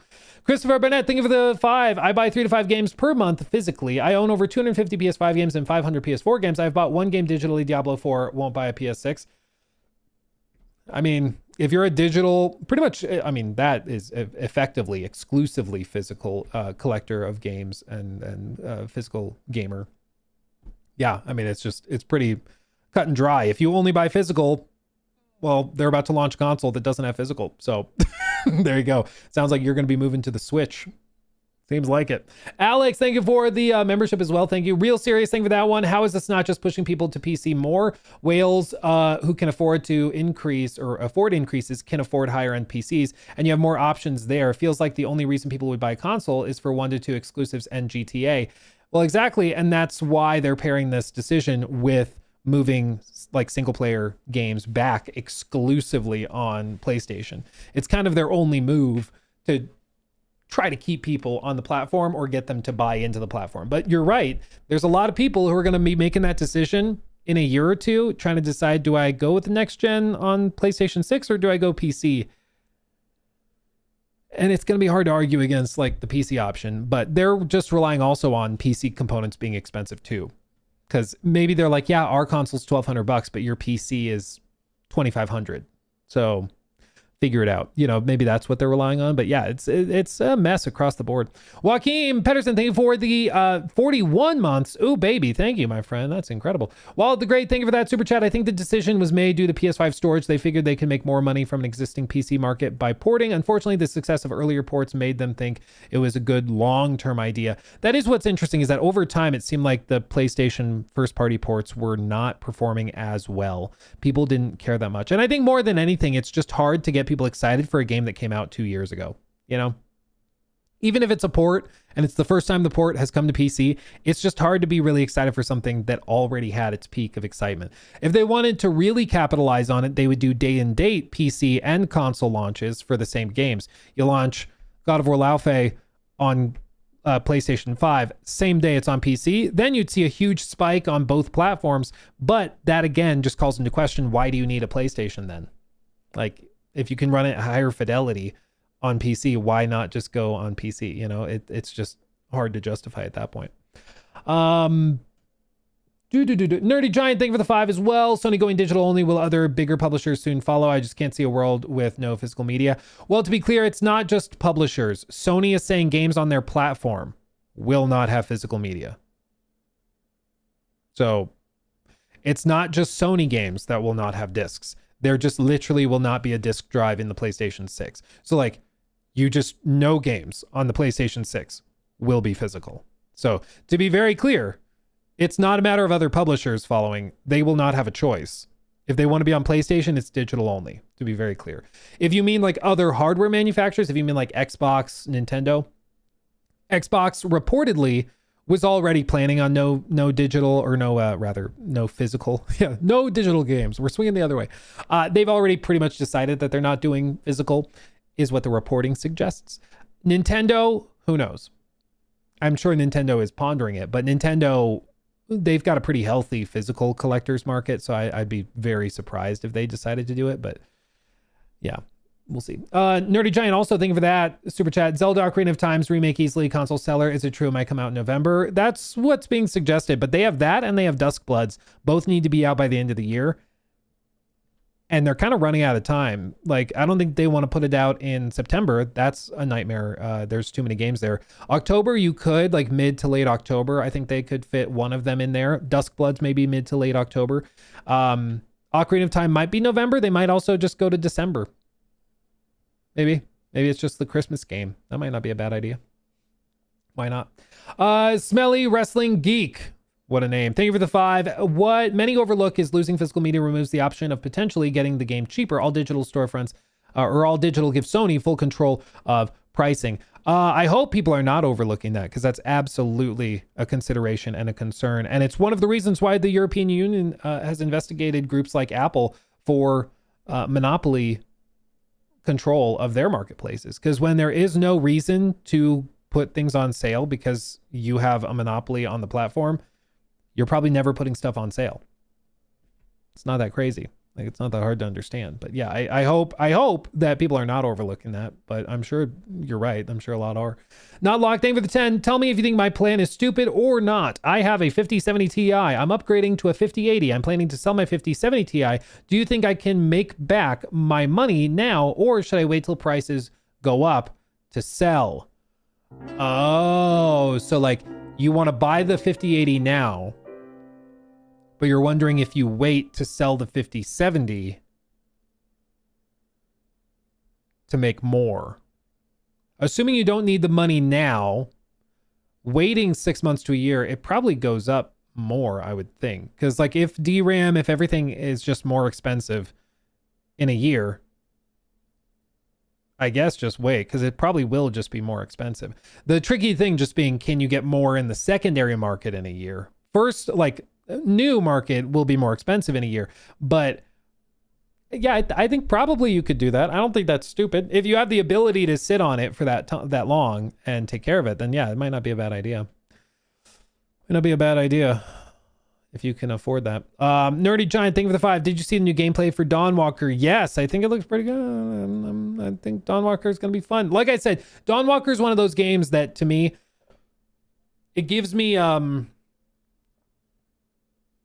it gives me like Witcher 2 leading into Witcher 3 vibes. Like, I think it's going to be clunky. I think there's probably going to be, and I've said this for like 6 months, but I think it's probably going to have like rough edges, but it's the game that sets up The Witcher 3, like the sequel that just hits it out of the park. That's kind of what I'm expecting. So I'm expecting it's going to be like good and have some cool stuff in it, but I'm sure there's going to be a lot of weird choices and clunk and things that are just like, yes, awkward. That's weird. But I think that the sequel is where they hit it out of the park. So this one might be like a B-, but the next one is like an A+, you know? But we'll talk about it, I'm sure. In due course. Caleb, thank you for the 24 months, 2 years. That's crazy. It says, I just want to call out that this crazy person was playing KCD2 with a trackpad. If you were to play through the whole campaign with a trackpad, I would question your sanity. I will give you that. Well, that just sounds painful. I wonder how the combat would even work with that. Yeah, I don't even want to think about it. Real serious thing for that one. Help us, Obi-Wan. Cook Obi. You're our only hope. He just shows up ethereally. You're cooked. That's it. It's his punchline. Wallet, thank you for that. The thing is, what they're doing now is nothing new. It's similar to what Qualcomm is doing with their X Elite chips. If devs make proprietary ports for the Apple Silicon, the same will roll over for Qualcomm. It's nothing new, but I think the hope is that it shows that Apple is at least putting effort and investing in it. And that could be a sign that they are going to put a lot more effort into it in the near future. I do think if Apple were to like actually try to break in and compete on the same level as like a Steam machine and a Steam Deck, I think that could really shake things up. But we'll just have to see if they are willing to do that. We'll see. From your pianist, I think, thank you for the 2. Will Sony be forcing PlayStation Store to lower PlayStation 6 price? No, I don't think so. I think they're gonna keep the prices high, unfortunately. Toenail, thank you for the 5. Crazy request, but do you have any good news, gaming related or other? I thought this was cool. Let me show you this. Okay. New mini segment. New mini segment. New mini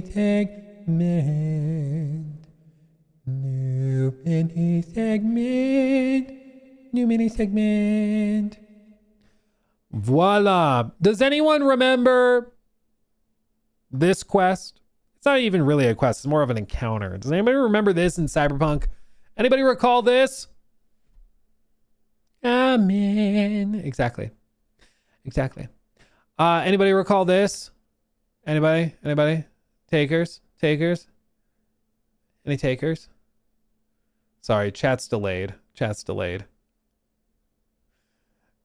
Silverhand's a badass man. Yeah, he is. He's pretty cool. He's a baller, dude. Dies of cringe. Dude, we're just getting started. You don't even know. What's her name? Meredith? I think I thought this was cool. Meredith. Whoops. Cyberpunk 2077. Okay. So sort of spoiler, not even sort of spoilers. So there is a character in Cyberpunk 2077, Meredith. This is a romance guide. I just pulled it up because it has gameplay. I didn't realize what I was showing you. But this is a character. If you played the game, you know who she is. But if you didn't know, there is an outcome where things don't go well for her. I'll put it that way. Okay. Things can go sour. And she just kind of disappears from the story at a certain point based on your decisions. If you do that, this is again, spoiler for what happens if she disappears and you're wondering what happened to her.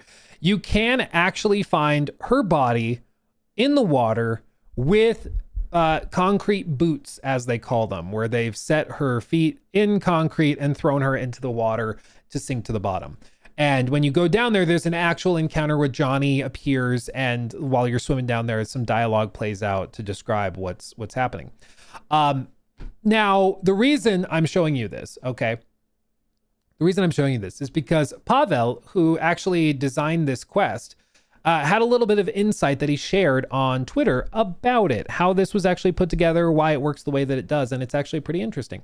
So I figured I would share it with you. And I think that this is a great reminder of how oftentimes restrictions and limitations can actually breed really creative ideas, which is, I think, an important thing to remember with any creative field, is that oftentimes the bumpers on the side of the bowling alleyway lead the ball towards the stuff.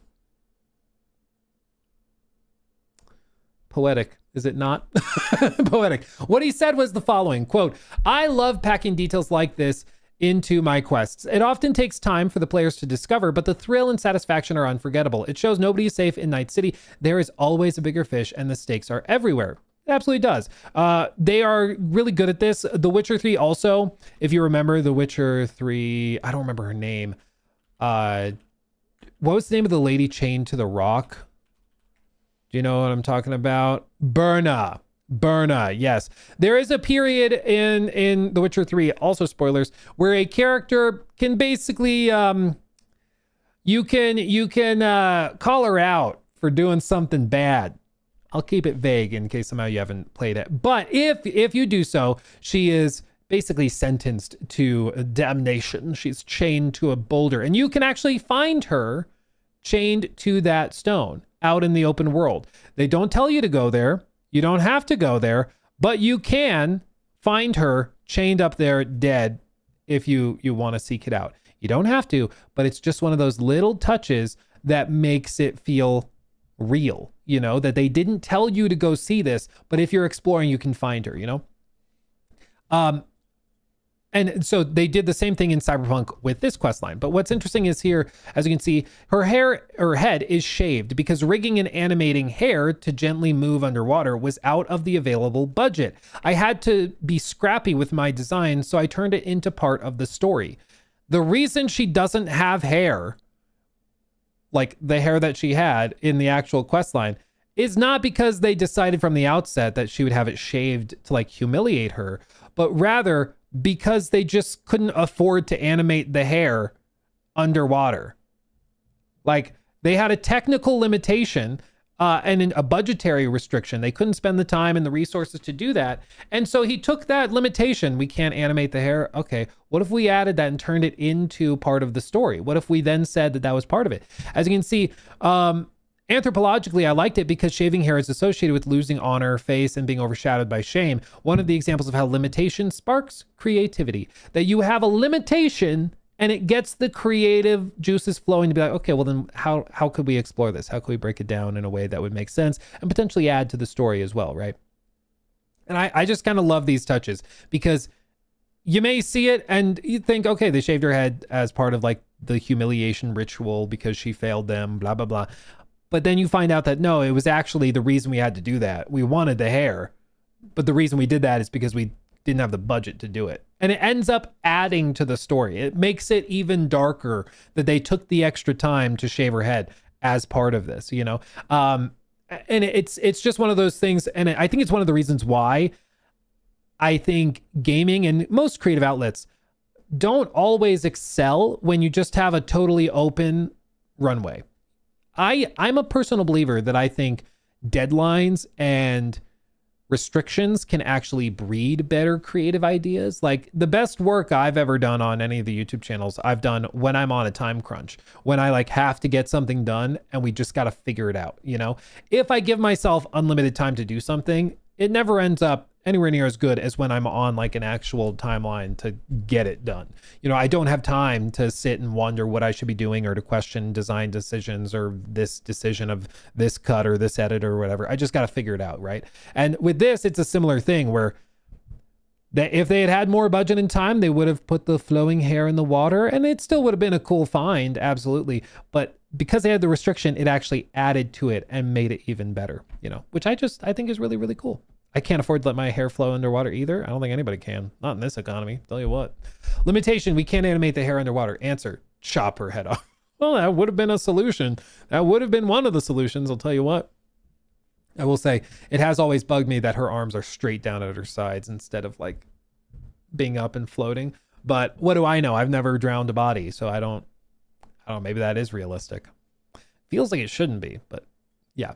So you wanted something uplifting? There you go. A fun little note about limited budgets. I realized you wanted something positive and good news, and I showed you a clip of a drowned woman. You can't win them all. You can't win them all, but hopefully at least, that's interesting. At least made it interesting. Let's see. But Jason Schreier is reporting that crunch makes games worse. There's a difference between deadlines and crunch, okay? Crunch is like, you got to stay at the office an extra 3 hours every night this week and not see your family, and maybe you need to spend the night at the studio, sleep under your desk. Like, that's what crunch usually turns into, and that is bad. I don't think that helps. What I'm describing are deadlines and budgetary restrictions and stuff often get creative juices flowing in a way that you got to figure it out. Like, if you've never watched one of those old school, like, Corridor Digital does them all the time, but they analyze like old school visual effects and like visual effects monsters and stuff that they did back in the day to figure stuff out. Like Lord of the Rings, the perspective thing. Lord of the Rings perspective. This thing. You remember all these like forced perspective effects? Corridor Digital recreated it. But this is something that nowadays they would just do all in like CGI. They wouldn't do it manually or physically in the world at all. They wouldn't even bother. But when you have the restriction and you can't just have the computers do everything like they did in Lord of the Rings, they got to figure it out. They got to pursue other solutions and more creative solutions. And that's what they did here to show like how amazing it can actually turn out when they actually do it. As you can see here. Yeah, we built the moving camera force perspective rig from Lord of the Rings. How cool is that? But that was a really cool thing that was born out of a restriction, a limitation, that they couldn't just do it in CGI, They had to figure it out, The regularity of practical effects in movies. Yeah, dude, it used to be that you had the limitation. You didn't have the unlimited budget. You didn't have unlimited ability to just throw it, do it in post. You had to think through things ahead of time and be resourceful. Nowadays, it's just, we'll do it in CGI. We'll do it CGI. It's fine. F it. We'll do it CGI. Did I close my tab? I totally did. Son of a monkey. Son of a monkey's uncle. Darn it. Refresh, damn you. Okay. The new Leica movie looks baller. Dude, I love Leica Studios. They're fantastic. They're so good. Let's see. Doesn'tplay.org equals 73% of games on disc, no download are required. Doesitplay.org. I'm not sure, Kinomansky, what that's a reference to. Is that just a website? It probably made sense when you sent it. I'm sorry. Gamers Therapy, thank you for that.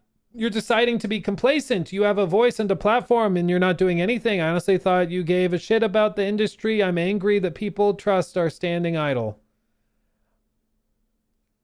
Gamers Therapy, are you talking to me? Did you mean to send that to me? Because we have talked about it at length. I do have a platform. I will give you that. And we actually just posted a video. We just posted a video. It's the top search video that we posted yesterday. Like, I ranted about how I don't like this to 126,000 people. So, what do you mean? What do you mean? Yeah. I don't know if he's still here, but he apologized for being so aggressive in the chat. Okay. Well, that's good. Yeah, I was just, it's like, who are you yelling at? I agree. It's like saying, I don't like stubbing my toe, and like, stubbing your toe is awful. You should do something about it. I'm like, we agree. This gamer services, I was having a crash out. It's okay. It's okay. And maybe you didn't know that we had made the video on the other channel. That's fine. But yeah, it's just funny. It's like, I'm confused. Let's see. Cristobal, thank you for that. Luke, what happened to your newsletter? We are in talks with our partners on that. We're trying to figure it out. Because I want to keep doing it, but there's a lot of stuff that goes on behind the scenes that allows that to be possible, like contract stuff, and there's a lot more hoops to jump through. But don't worry, we're trying to figure stuff out. It's just easier said than done, but that's just how it is. Dwalin, thank you for that very generous 10. Considering the add on PS5 Slim and PS Pro or PS5 Pro disc drives require one-time activation. I can't read activation on the Sony servers unless you have to do a factory reset, etc. Could be a potential problem in the future. I think problem for people that want to use physical copies. Problem for Sony, not so much, because I don't think Sony gives a crap about physical. So I don't think they care. You know, I hate to be that guy. But, yeah, I don't think they care. Brother, thank you for that. 10, very generous. I plan to only continue paying my PS Plus subscription until 2028 comes around or the PS6 is announced, because by that time I plan on PC. Sony has betrayed my faith, LOL. Well, I wouldn't blame you. I do think that is going to be a moment where a good number of people make their pivot, but I don't think it's a pivot towards PlayStation. I think it's probably a pivot towards PC more than anything, but we'll see what they think. They clearly have some grand plan, but I don't know what that looks like.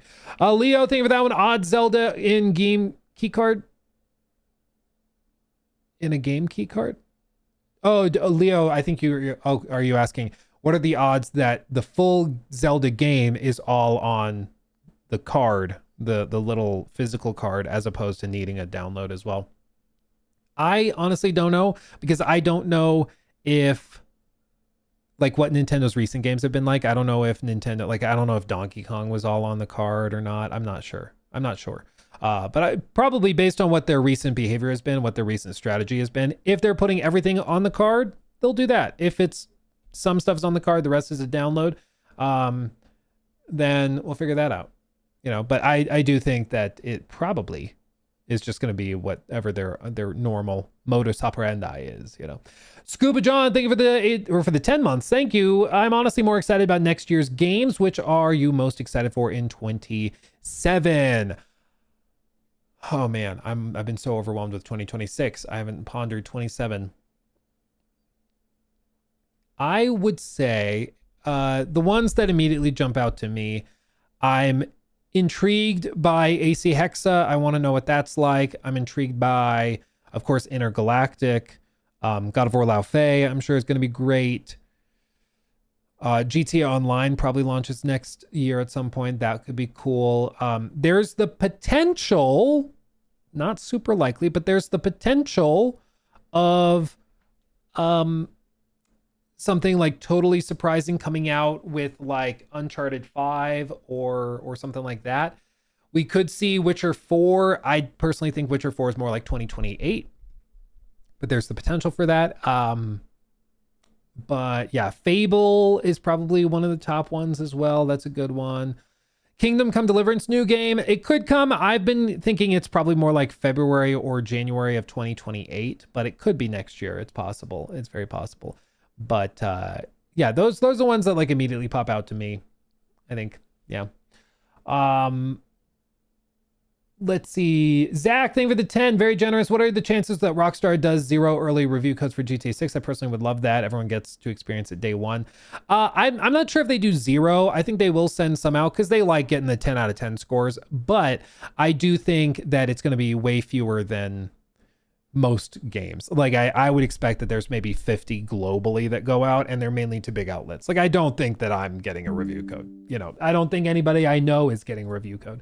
I think they'll send it to a couple people at like an IGN, GameSpot, like the big old school publications, and that's going to be it. Send it to Forbes, send it to wherever, but I don't think any like big YouTubers are going to get review codes. I don't think so. Wanting a PC, when will the price bubble burst? It seems like the bubble is only going to get bigger And when it bursts, it will be a slow kind of thing, you know, because the only way that the prices crash is basically if there's more manufacturing capacity that opens up, which there might be, but probably not till 2028. And even then, it's not going to be overnight. It's going to be like a slow trickle. So I don't think prices are going to crash. I don't think the bubble's going to pop. It might deflate a little, but I think things are just going to be stupid expensive pretty much for the foreseeable future. Yeah. Okay, almost there, guys. Cody, thank you for that. I'm thinking about starting a YouTube gaming channel. Any advice, tips? I've always enjoyed gaming news. I think it'd be fun. Yeah, what I would say is keep it fun. Have fun with it. Always force yourself to practice, grow, and change. You should look back at videos you made a month ago and cringe. If you're not cringing at videos you made a month ago, you're not getting better. You know, I look back at videos I made 6 months ago and I'm like, we put that out? Happens regularly. Okay. So always try to strive for better. There's that. Have fun with it, because if you're not having fun with it, why the hell would the audience have fun watching it? You know, you have to be having a good time. Nothing is more unwatchable than, hey guys, today we're going to be talking about the layoffs that PlayStation and Xbox have announced. They're going to lay off roughly 300 people. And it's expected to be pretty devastating. A lot of people are going to lose their jobs. In other news, like nobody wants that. Okay, nobody wants that. You gotta have fun. You gotta have energy. If they're not having fun, if you're not having fun making the video, they won't have fun watching the video. Okay, you gotta keep it. Gotta keep it energized. Gotta have fun with it. Okay, talk about random stuff. You know, talk about random stuff. Talk about stupid stuff. Embrace the ADHD. Embrace it. It'll work wonders. Like right now, you asked me a serious question about like improving your workflow. And I'm going to show you a video that has nothing to do with that at all because it's fun. My name is Jaron Clinch, and I'm here tonight to tell you that things in your life can be taken from you just as fast as they came into your life. I had a moment of realization on the toilet earlier today, and I don't usually like to get horrographic like this, but I was having a good stool on the Oval Office, you know, washed it through, passed everything through. Good. And stood up, and it was gone. Like, it just vanished in the hole, or like in that tube. Yeah. And it just reminded me, like, just when you think things could be good, because I stand up usually and take a picture for my catalog because I had a stool passage blockage when my doctor told me to keep track of what they're looking like throughout the week. Yeah. And so I stood up and it was gone. And I swore it felt good. But sometimes when things feel good, it really doesn't mean they are good. Have a good day. I'm Buddy J.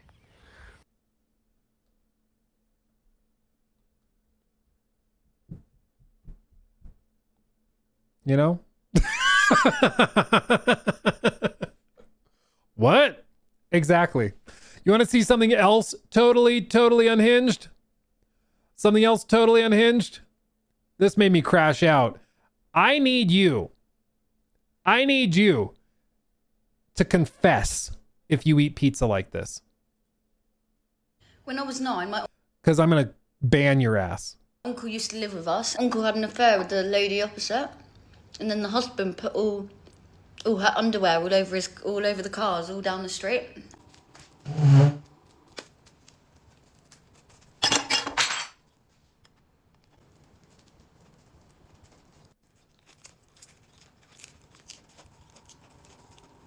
When I was 9, my uncle used to live with us. Uncle had. This video has millions of views. You know why?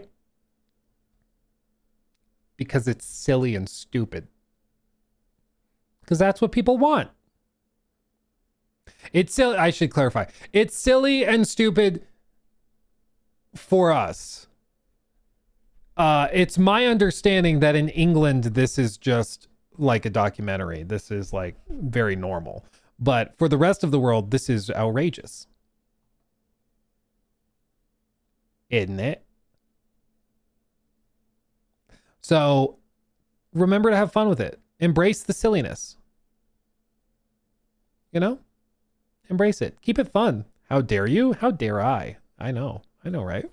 How dare that? What the hell is that? Eating the pizza from the center? What? What? Isn't it? Yeah. Bottle of water. Oh man, Kirk, thank you for the 5. Hey Luke, being a Lego connoisseur, have you ever looked into rebrickable models? I just saw one that turns the Big Apple set into a mini Ministev. I have seen those. I'm not sure if I would ever do it. I like having the display pieces and stuff, but I have seen those.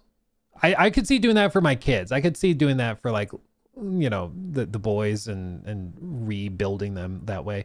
I could see doing that. Who do you think you are? I am. Who do you think you are? I am. Hold on. Now we have to watch it. I did it. I did it. I knew I couldn't. I did it. Who do you think you are? I am. The greatest sports video in history.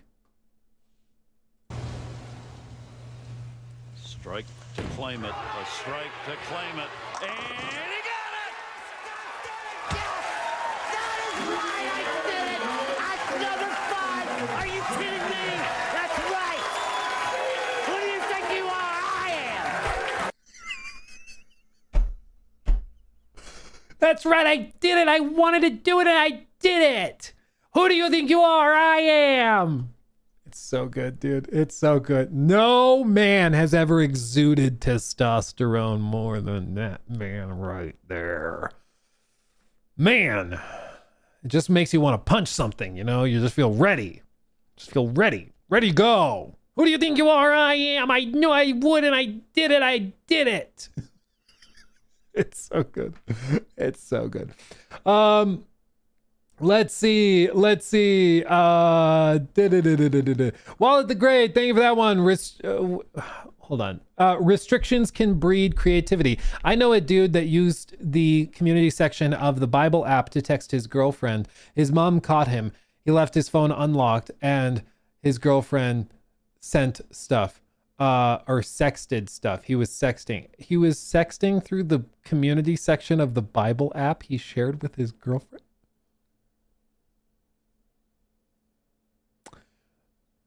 That's another level of debauchery. That's crazy, man. Sexting in the community tab of a Bible app. That's I don't even know. That's crazy. That is crazy. That is wild. Bless his heart. That's a good way of putting it. Bless his heart. Yeah, that's, I can just imagine, Johnny, come sit down with us. We have to talk. And you sit down. It's just, what is wrong with you? What is wrong with you? What is going on in your brain? Why would you think that's okay? Like, that's amazing. That's amazing. Ozzy Baker, thank you for the 10.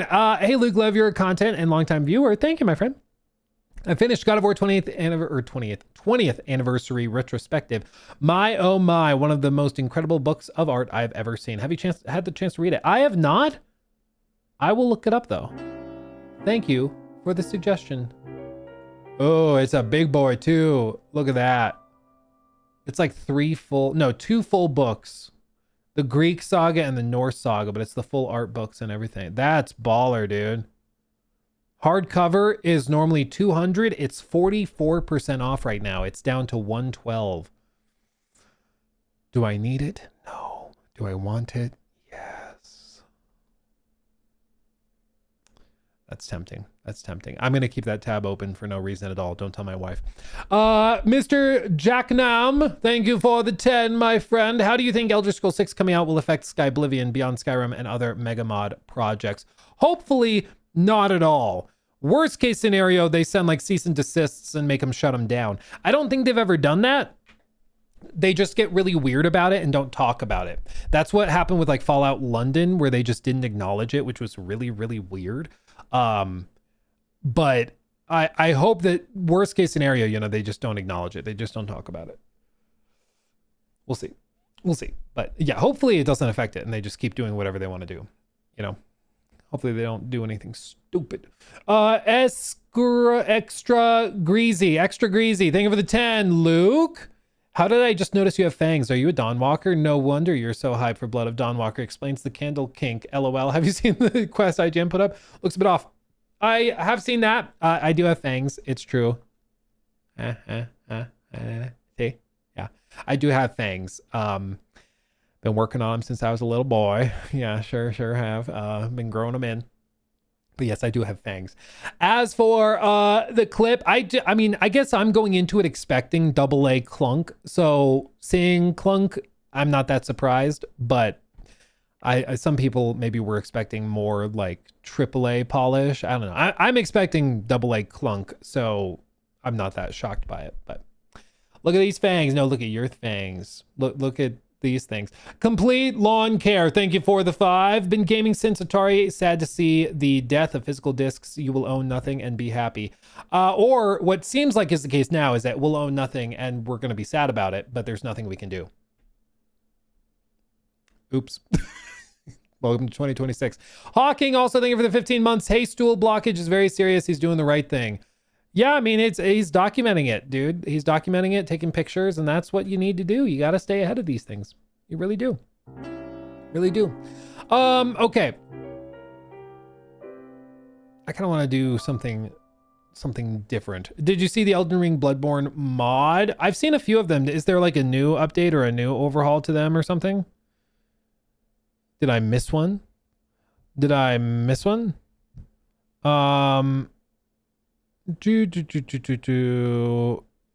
me see. Let me talk to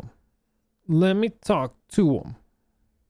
I've been listening to a lot of old school, like mid 2000s hip hop rap, as the cool kids say. And it's a vibe, dude. It's a vibe. Like old school T-Pain, Black Eyed Peas, dude, it's fire. It's really fire. There's a trailer that dropped. Okay, let's look at this. Hold on. Elden Ring, Bloodborne mod. Is it the Graceborn trailer? What's it called? Because these trailers are from like 5 months ago, 6 months ago. Is it like a new one? You know? I don't know. Interesting. McGulloch, thank you for the sub over on Twitch, my friend, by the way. Thank you. And Major Dookie Juice, thank you for that sub over there. I went to the midnight launch of the Halo Xbox Series X 20th anniversary edition. Midnight came and went, and we realized we had to wait until 6 a.m. when employees arrived. Midnight launches just aren't a thing anymore, and it makes me sad that things just won't ever launch or reach that golden age again. That's the thing, though, is I think they could if we like prioritized it, you know, like if it was going to be hype enough, I think they would. Like Asha is the type to actually listen to that and do it for the launch next gen if there is excitement there. I think Asha would, but like there's a lot of other things to figure out first, you know, a lot of other things. DD Prime, also thank you for that sub, my friend. Thank you. Let's see.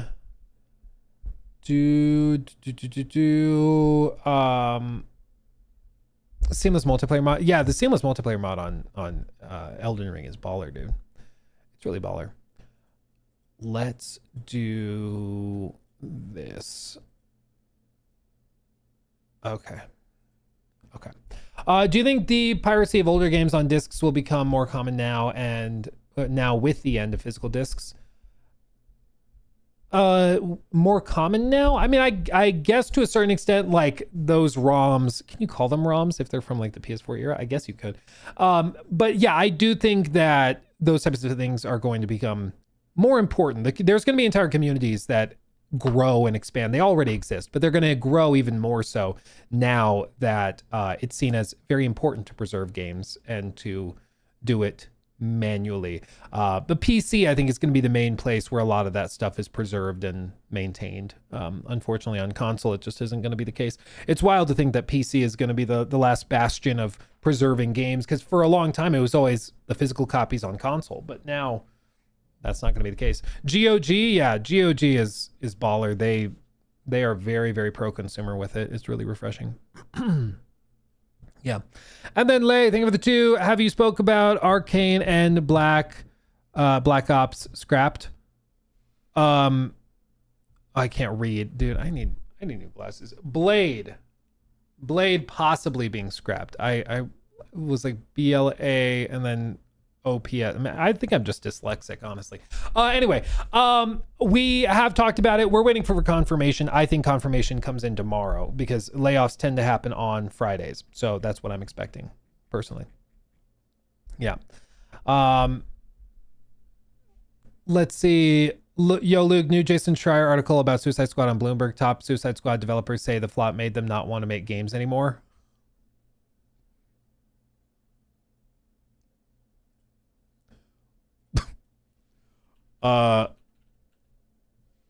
It's one of those things where it's like, guys, it's your job. What do you mean you don't want to make games anymore? What? Hold on. We'll do it live.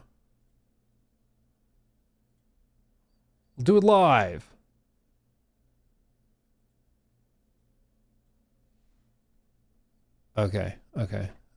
New mini segment. Brand new article just popped up from Jason Schreier at Bloomberg. Quote, top Suicide Squad developers say the flop made them not want to make games anymore. The director and top designer of Rocksteady's failed game open up about their experiences. This is interesting. Oh, the article's like glitched out. Hold on.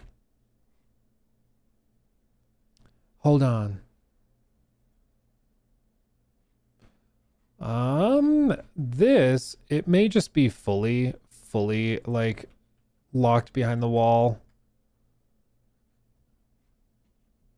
Yeah, they're gonna try to charge $12 for it. I am not sure. Has he shared it? He might have shared it. Hold on. Gift article here. Oh, thank you, Real Serious. Thank you. Hold on. Let me pull that up. Thank you. Oh, yeah, they shared it on Reddit. I see. Okay. New mini segment thing. So Jason Schreier just posted an article on a game we talked about it a lot back in the day, actually. It's kind of crazy to see it pop up in a random article now on July 2nd, 2026, but here we are. Brand new article. Top Suicide Squad developers say the flop made them not want to make games anymore. The director and top designer of Rocksteady's failed game open up about their experiences. I mean, it's kind of crazy that I mean, I can't say I'm that surprised that they felt kind of burned out after it because it was not received well. But you know, sometimes the truth hurts. Hi, everyone. Today we're hearing some candid thoughts about a very difficult video game development. But first, little recap. Okay. When Axel Ridby first started at Warner Brothers Discovery Inc.'s Rocksteady Studios in the fall of 2018, the company's new Suicide Squad seemed promising. Sure, it was a live service game designed to generate recurrent revenue long after launch by keeping players hooked indefinitely, but it was a live service game from Rocksteady, one of the most prestigious developers in the industry. The plan was to build it with the design ethos that the studio had mastered across 3 critically acclaimed Batman Arkham games, which helped revitalize the superhero genre in gaming. Yes, Warner Brothers executives kept showing up at Rocksteady, armed with presentations about how much money they could make from this new live service game, said Ridby, who started as its top designer and would go on to become its director in 2022. But from the start, Ridby said both the studio and its parent company agreed that the title should be generous to players so that they would feel compelled to buy a bunch of crap to enjoy the game. That's always what you want to hear. Like, hey, we're making a game for you. And we're going to get you to buy a bunch of crap to enjoy the game. There you go. This is what's always really telling, though. You can tell when a game has been made to extract money from people, right? Like, there's just something about it that's like deep in your monkey brain where you just sense it, you know? It's the same thing when like, I've told people that ask like, I want to be a YouTuber or whatever. I'm like, keep it fun and do it for the right reasons because you enjoy doing it. The moment people feel like you're doing it to just get a paycheck, they can sense it. They smell it and it stinks, you know? The moment like a writer for a TV show, like the people that were writing The Witcher show on Netflix, you could sense that they didn't like the source material, that they hated it. They had contempt for it. They had contempt for the audience and it reeked. and it spoiled the whole thing. And same thing with here. Like, when the game is being built because executives are like, well, based on our projections, if this does financially the same way that Destiny 2 is going, we could make this many millions and it'll be amazing. They're not asking what's the best game, what do our fans want? Like, they're not asking any questions like that. It is just blinded by the greed. You know, they have the blinders on because they see this potential for money. The same exact story was told with High Guard. You remember that one designer for High Guard was describing how people in the studio were hoping that this would be the game that would break them out of their, I think they called it millennial financial curse, I think is how he phrased it. I remember it because it was phrased so weirdly, and it was such an odd thing to say when you're talking about, like, we wanted to make this game and we thought the game was going to be really good. But he described it as, we thought it'd be the game to break us out of the like perpetual millennial financial curse, which is like that millennials can't afford houses, because they thought this would make them rich because they had a profit sharing program where everybody at Wildlight would make a cut of the profits of the game. So when it becomes Overwatch 3, we're all going to be rich and millionaires and it'll be great. They didn't ask like what is best for the audience or the game, what truly is groundbreaking. They were just trying to make something to make money. And it stinks up the whole thing. You can sense it, you know, you just do. But continuing, then Suicide Squad Kill the Justice League was delayed. Then again and again. The more time it took, the more money it cost. Conversations became less about designing the game, Ridby said, and more about ensuring it made back its hefty budget. During meetings, executives would ask questions like, how many players can we reach with this feature? Or how can we twist the design into something that can be more replayable? Ridby understood why Warner Brothers was growing nervous about recouping its investment, but he worried that the game was losing its soul along the way. Quote, that's when I started feeling like I wasn't making games anymore, he said. I was following a spreadsheet, some elusive marketing analysis spreadsheet that no one could present clearly. I kind of felt like this isn't the gaming industry I wanted to work in, which is fair. I mean, it stopped feeling like it had any sort of soul. It turned into a product very, very clearly. Suicide Squad Kill the Justice League was released in February of 2024 to poor sales and reviews, eventually leading Warner Brothers to take a $200 million loss on the game. Afterward, Ridby wondered if the experience had drained game making of all of its joy. Perhaps the cure was to go independent. In 2025, he left the studio. After a break, he decided to partner with another former Rocksteady designer, Johnny Armstrong, to make an RPG deck-building game called Secret of Circadia. This week, they launched a Kickstarter with hopes of raising $11,000 to develop the new title. The Kickstarter page describes the game as a cautionary tale about AI and nature reclaiming itself that tells a story of what happens when humanity's hubris finally goes too far. In some ways, it feels like a direct reaction to what the pair went through at Rocksteady. Armstrong, too, felt burnt out by the experience of making Suicide Squad Kill the Justice League. He started at Rocksteady in 2010. Dude, he was there from close to the beginning, moving from quality assurance to design on the Arkham games. But after 2015's release of Batman Arkham Knight, Rocksteady's leadership wanted to make a multiplayer game, an idea that would eventually turn into Suicide Squad. Armstrong became its associate design director. This is also important to know. After Arkham Knight, they kind of floundered for a little bit. They went and did... They did the VR game in 2016, and then it was rumored that they pitched a Superman game. I don't know if that was ever fully confirmed. I think Jason Schreier said they did pitch it, but it wasn't greenlit. But they wanted to make Suicide Squad. They wanted to make a multiplayer looter shooter. That is what they wanted to do. And the rumors were suggesting that it was because the founders of the studio, Sefton Hill and Jimmy Walker, they were fans of like Destiny. And so they wanted to do that. So the initial narrative was, why would they force Rocksteady to make this game? And it actually was more that they wanted to make it. And then it was that Warner Brothers would not let them walk away from it. Like they were in too deep, you know? But the big bad, the executive suite, they were down for this, but it was Rocksteady leadership's idea initially to do this. And Rocksteady leadership left before the game would eventually, you know, launch. They bailed on the sinking ship. They saw it coming, but yeah, it was originally their idea.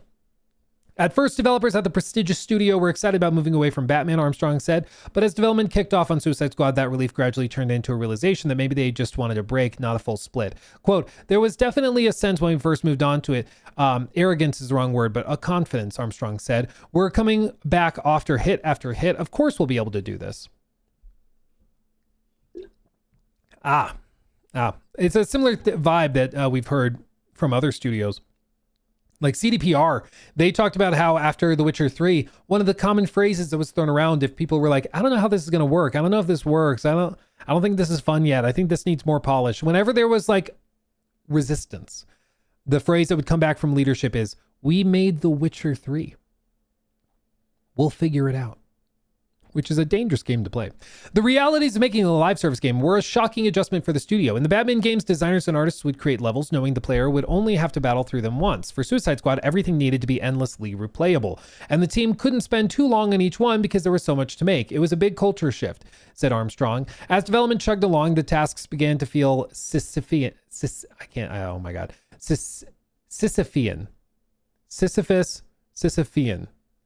It feels like it should be Sisyphean, but it's not. It's Sisyphean. I'm just going to say it made them feel like Sisyphus. Otherwise, I'm going to have a stroke.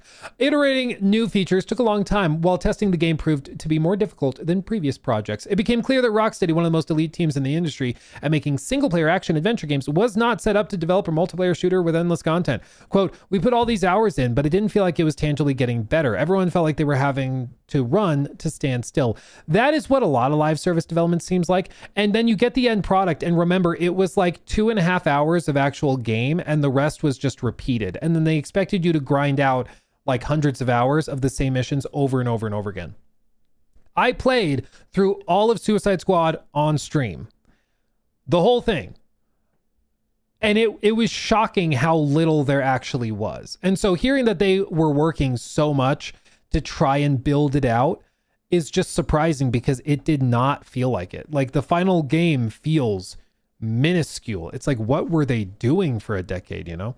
The game was delayed multiple times and ultimately wound up taking more than 7 years to finish. Problem was, the delays were all short-term expansions or extensions, and the resulting ever-looming deadlines prevented the developers from making the sort of significant overhauls that could have made Suicide Squad much better. 6 months isn't enough to do any fundamental changes, Ridby said. That's just enough time to just fix as many bugs as you can and see if you can squeeze in a bit of feature tweaks here and there. Much of what they said about their experience with Suicide Squad echoed what we reported in the months after the game came out, but it was striking to hear two of the top designers talking about how excruciating the process was for them and how it killed their joy of making games. Armstrong said that after the game came out in February of 2024, he was surprised by how negative the reactions were. Shortly thereafter, when Warner decided to move on from Suicide Squad without even trying to turn its fortune around, something broke in his brain. Quote, I felt everything drained from me, said Armstrong. I said, I can't do this again. I don't know if I'm done with the industry, but I'm done. I could feel myself coming apart at the seams. I will say, having talked about Suicide Squad a lot, this is always kind of like the tricky, awkward thing in my brain as well, because if a game sucks donkey ass, I want to be able to say that. You know, I want to be able to describe how I hate it. But it's important to also remember that there are real people behind it, that there were people that worked on this for 7 years, and they didn't set out to make something bad. It just didn't work. You know, for one reason or another, for 1,000 reasons or another. Like, it just didn't work. But while you have to be able to acknowledge the human element in building it, I think it's also important to be able to say what you think clearly and not like, of course, go after any individuals or anything. But like, if you have a scene that just sucks completely, you need to be able to call that out. Because I mean, it was shocking, some of these scenes, and you know what I have to do. You know what I have to do. Sorry, not sorry. Jump scare. Don't blow this for us, man.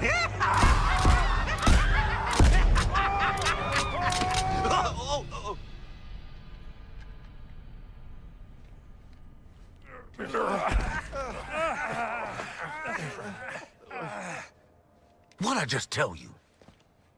Wait, we don't shoot these guys here? Aw, okay, that's on me.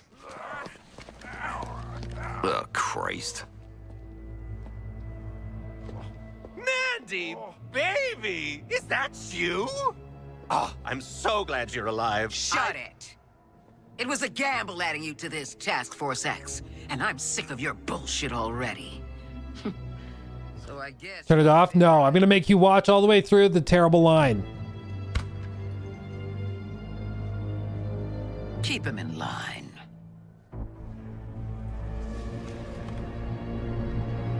Put it in me. Oh, mate, bloody hell. Now you've just made it weird. I want to be able to say how that's one of the worst things I've ever seen in my life. But at the same time, I acknowledge a lot of very talented people worked on it. But like that's horrible. You know, like that's so bad. Okay. It's so bad. It worries me that anybody signed off on it at all. Fun fact. I relatively recently had the chance to speak to somebody who actually worked on this. I was kind of braced when I found out that they had worked on it. I was like, oh no, I feel like this could be awkward. But no, they were like, no, I totally agree. Like they were very like, no, dude, like we were all aware of how this wasn't coming together, but nobody really had the overhaul power to come in and say, this sucks, redo it, apparently. But funny detail they shared, almost all of these cutscenes, the voice actors recorded the voice lines separate from the motion capture, which starts to kind of make sense when you look at a lot of it. A lot of the motion capture is like overdone compared to the dialogue being delivered. And it's because they're doing motion capture, trying to match it to the lines and dialogue that they're playing in a speaker.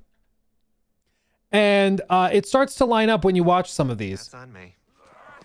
Where like you can imagine the voice actor in a booth just saying the line, but then the person that's doing the motion capture is a separate person, not the actor. And they're trying to like make the movements match it. And so everything's overacted. Oh, Christ. That's you? Oh, I'm so See what I glad mean? you're Like the- alive. Shut it. It was a gamble adding you to this Task Force X. It's all really overacted. And it's because it like they were done separately. I didn't realize that until the person that worked on it told me, which is just interesting. Like, and it starts to line up and make sense. It also starts to make sense that most of the characters were like motion captured by the same couple of people that worked on the animation team, which is why a lot of their movements and gestures match, which is just interesting. But this is the inevitability with talking about any sort of game that sucks. Is that you got to acknowledge the human element, but I think where some people swing the other way is where they say that X sucks. No, they say, I don't want to hurt someone's feelings who's talented and worked on this for 7 years. So I'm not going to critique it or say that it's bad. I'm going to call people names if they don't like it. You know, I'm going to call people names and be like, you're just a hater if you don't like the look of this. If you don't like the look of this thing, then you're just being a hater. You're just, you know, and we've seen this with like the reaction to Horizon Hunter's Gathering or Marathon, or to, what was one of the other ones that we were looking at recently? Oh, High Guard. High Guard was probably the most obvious in recent memory, where people looked at it and were like, guys, it just doesn't look very good. Like, what do you want from me? It just doesn't look very good. But dude, some of the like games media guys were crashing out so hard with people not liking it and being like, you guys are just being mean. You're being unnecessarily cruel and stuff. And it's like, guys, the game just didn't look good. It just looked lame. Like, I understand some people worked on it really hard for a long time. That doesn't change what we are seeing. And it's really crucial to be able to say what you honestly think, even if it hurts somebody's feelings. And there's a way to say it where you're not being a total jerk, sure, but you got to be able to say what you think. That Suicide Squad cutscene is one of the worst cutscenes I've ever seen in a video game. Not mechanically, but in terms of writing and the role it plays within the story and everything. It's just terrible. It's just the worst, okay? And I would say the same thing to one of the whoever wrote it, if they would ever confess to it. You know, if anybody would ever be willing to come forward. I'd say the same thing to them directly. Like, it's bad. It's bad. It doesn't mean that they are a bad person necessarily. It doesn't mean that like they deserve to be executed. You know, like nobody's saying that. Nobody's saying anything like insane like that, hopefully. We're just saying it's a bad cutscene. That's all it is. But I can absolutely understand how this could have a severe mental toll on somebody. You work on something for years and years and years. You already were feeling mentally drained because the executives are telling you what to do and how to do it. And then it comes out and everybody hates it. That's got to be crushing. I have no doubt. I don't blame them for feeling that way. Makes sense. But it's also, hopefully they can acknowledge that a lot of the critiques, if not all of them, were probably fair. A few months after Ridby and Armstrong left Rocksteady, they had a catch-up session while playing games together and rehashing old wounds and war stories, Ridby recalled. Then, almost as a joke, they wondered if they should make a game together. The joke turned into a prototype that both of them found enjoyable. Soon enough, that led to Secret of Circadia, which the pair says is helping them rediscover the passion for making games. I think as an industry, we are severely losing our way, said Ridby. I used to be passionate on projects, It used to be passion projects that you loved and hoped other people would love too. When they did, it was such an amazing feeling. It became less and less of that. It became, let's hope it sells. Let's hope we get money from it, which is true. I mean, and you can tell. And I think that that's where the money chasing, as these executives got involved, trying to make the next freaking Destiny, the next Overwatch, the next whatever, that just sucked a lot of the passion out. And what really did a number on it was taking single player studios and forcing them into making those games. That's what really kind of corrupted it, I think. Unfortunately, I think that really, really corrupted it. And that's why, like, I've said this before, but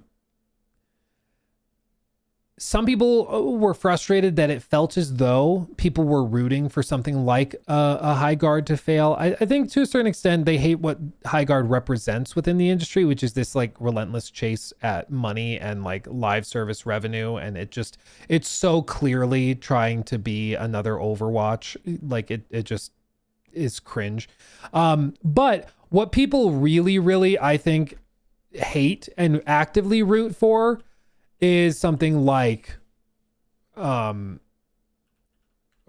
Hunters Gathering. I think that that's like a prime example of what the industry truly hates, because it is literally single player studios that were making games people were liking, even if we thought they weren't as good as some people acted like they were. They're taking those studios and forcing them to do the live service thing that nobody asked for. And even hardcore Horizon fans are rooting for this to fail, because if it fails, it means that they can get the next Horizon game. So they're rooting for their favorite studio to have a flop so that they can get back to the games that they actually want to play, which is crazy to think about, but that's just where we are. I mean, that's the Herman Hulst legacy, unfortunately. So we'll see kind of how it plays out over the next few years, but I think that this is just the legacy of the PS5 era, is this live service chase that has been largely for naught. It's just how it is. Ugh, so much purple, so much everything. It's just bizarre. And it's like, again, listening to hardcore Horizon fans talk about this, it's so heartbreaking, because they're like, why do these people have magical abilities? This is in universe. Aloy is in this game as like a quest giver, it seems. But all of these hunters are doing things that Aloy can't even do.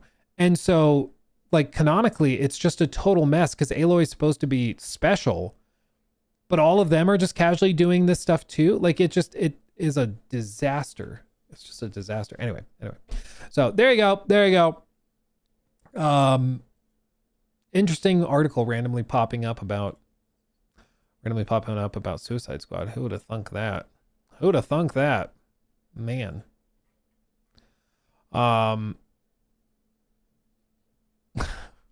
Proton Mail. Thank you, Whimsy, for sharing this. We talked earlier about how Domino's Pizza is issuing a statement.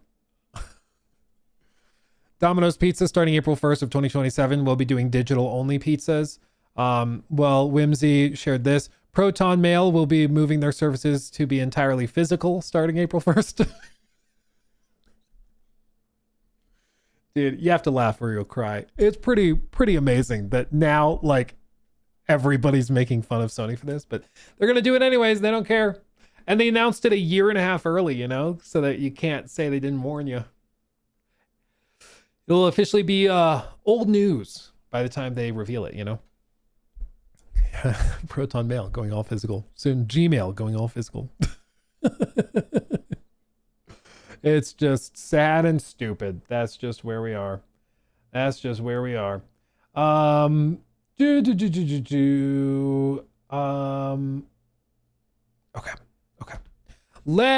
Do I have time? What time is it? I think I do.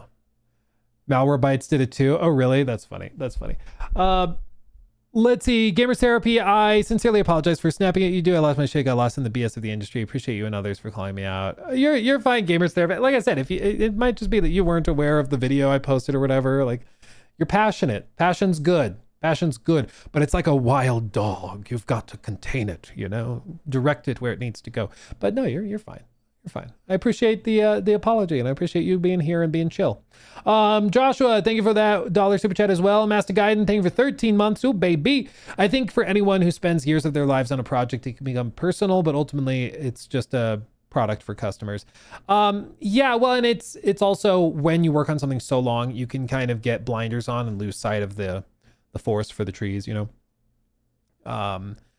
So I think that can also be part of it, is that they're so focused on the minutia that they lose sight of the bigger picture, where it's like, yeah, you guys made Batman Arkham Knight and Arkham City and Arkham Asylum, and now you're making a looter shooter where King Shark is using a machine gun for some reason. Like, it's a game nobody asked for, that nobody wants, and that doesn't even look that great. You know, like, what are we doing? So yeah, I agree. And then RPG Veteran, thank you for that one. Did you see Obsidian on a new Fallout project news? I didn't see anything new. Is there news? It looks like it's already debunked. I'm sorry to be the bearer of bad news. It looks like Jason Schreier himself already debunked it. Sorry.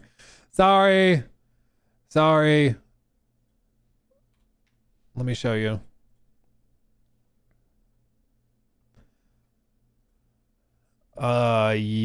Yeah. For what it's worth, this isn't true. Speaking about Obsidian working on a Fallout project, for what it's worth, this isn't true, although I suppose it could become true real soon given Sharma's reported direction. Jason reiterates in the same thread that Obsidian have not been working on Fallout. What I do know is that Obsidian has not been working on a Fallout game. And the previous rumor was this one. Okay. So Jordan Midler also, he was saying they were early on a Fallout project, which is wrong. He's also said some other stuff. I remember. He's the one that was suggesting that Fallout New Vegas was greenlit. So I guess here we go. New mini segment. Okay, we have a fun debunk, my friends. So Jason Schreier is going against Jordan Midler, debunking him. Okay. There were rumors swirling about that Obsidian Entertainment was working on a Fallout project. In fact, Jordan Midler at multiple posts, he's one of the writers, I believe, with VGC, Video Game Chronicle. He suggested on multiple occasions, including in a podcast, I think it was the Jez Corden podcast, or maybe it was the Mr. Matty Plays and COG one. I forget which podcast he was on, but he was on a podcast and basically alluded, no, it was FPS, because I think SkillUp was there. It was SkillUp and Jake from Game Ranks. He basically alluded to them, Obsidian, working on New Vegas stuff, and that, yeah, New Vegas remaster, remake, whatever was happening. That's where a lot of the initial reporting of a New Vegas remaster kicked off from, was him saying they're working on, I believe his exact statement was, they're working on a Fallout thing, and yes, it is the one you're thinking about. It was something to that effect. He also said, quote, in response to this was later debunked by Jason Schreier as well. Wario64 quoting the game business, saying Obsidian in negotiation with Microsoft to avoid closure along with Compulsion, Ninja Theory, Double Fine, and Undead Labs. Jason Schreier came out and said that's not true. They are safe. They're not being considered for shutdown. Maybe some restructuring or layoffs, but not for closure. Jordan said, this is the one that made the least sense to me, especially in the context of the refocusing on big games. Been told multiple times recently that they were early on a Fallout project, which is obviously dream stuff for fans. Whether that burned or turned out, I'm guessing, isn't far enough along. Who knows? brutal. But Jason Schreier responded to this in a Reset Era thread, saying, for what it's worth, this isn't true, although I suppose it could become true real soon given Sharma's reported new direction. He also clarified, despite a rumor this morning, I can confirm Obsidian is not in negotiations to avoid shutting down. That's also not true. Evidently so. He also followed up further and said, what I do know is that Obsidian is not I can't read. What I do know is that Obsidian has not been working on a Fallout game. So there you go. So Jason, who has a very, very good track record, is shooting down the concept or potential of a New Vegas, any sort of project or Fallout project, full stop, from Obsidian, at least at this point. He says they are not working on it and have not been working on it. Jordan has said he's been, or heard multiple times, that they were early on it. Jason's saying completely full stop no. Believe who you want to believe, I suppose, but Jason has a very, very good track record with a lot of stuff. Let me see if I can find the original. Let me see if I can find the original quote.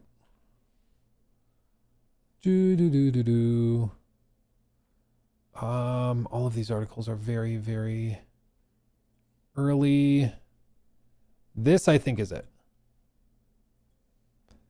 This, I believe this is it. Fallout, it's Fallout something.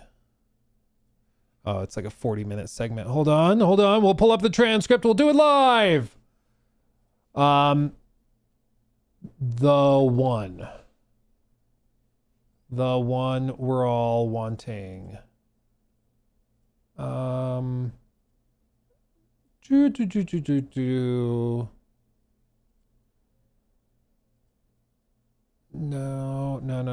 What was the exact quotation? We're all wanting. Okay. We're all wanting. Here. Okay.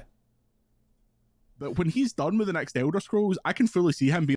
This is also the one where this is Jordan. This is also the clip where Jordan said that he thought that Todd was going to retire before Fallout 5, which I always thought was crazy. I'm like, okay, I'm done. I'm an older guy now. They should. Yeah. There are multiple Fallout projects in development, including, as far as I'm aware, that one you're all wanting. But it's not. Which, especially in July 2025, all the discussion was around New Vegas remaster, remake, whatever. And so he's alluding to, covertly, I would acknowledge, but he's alluding to Fallout New Vegas, something happening at Obsidian. There are multiple Fallout projects in development, including, as far as I'm aware, that one you're all wanting. But it's not far enough along to say anything that is like, you're going to be playing this game anytime soon. Fallout 5 should have been day one. Okay, we own these motherfuckers now. Let's get a game that says Fallout 5 on it out on the shelves. And they didn't bother. Yeah. Yep. I'm just amazed. Again, I love Jake. I love Ralph. I'm amazed they didn't follow up with him and ask him to clarify. Anyway, New Vegas 2 coming soon. That's what he says it and takes a swig. Is he joking? Is he not? I don't know. But there's no follow-up after this. It's just they start talking about teas. I'm not joking. Poetically, it is that Cairo T replaced its Monster. They start talking about Monster Energy. Anyway, but that's what Jason Schreier is directly debunking, is that no, they were not working on it. They are not working on it. That's not what's happening. Full stop. So I think they probably do eventually work on a New Vegas project. It just makes too much sense, man. It's free money as well.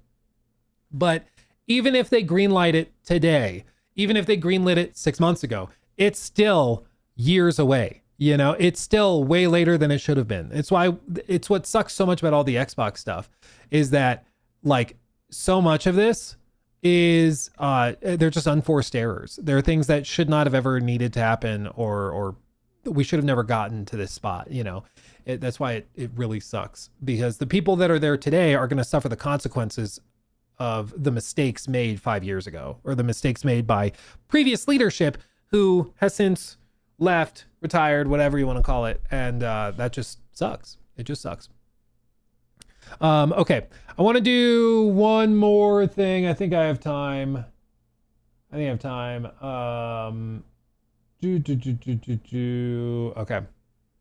have time. Let's do this.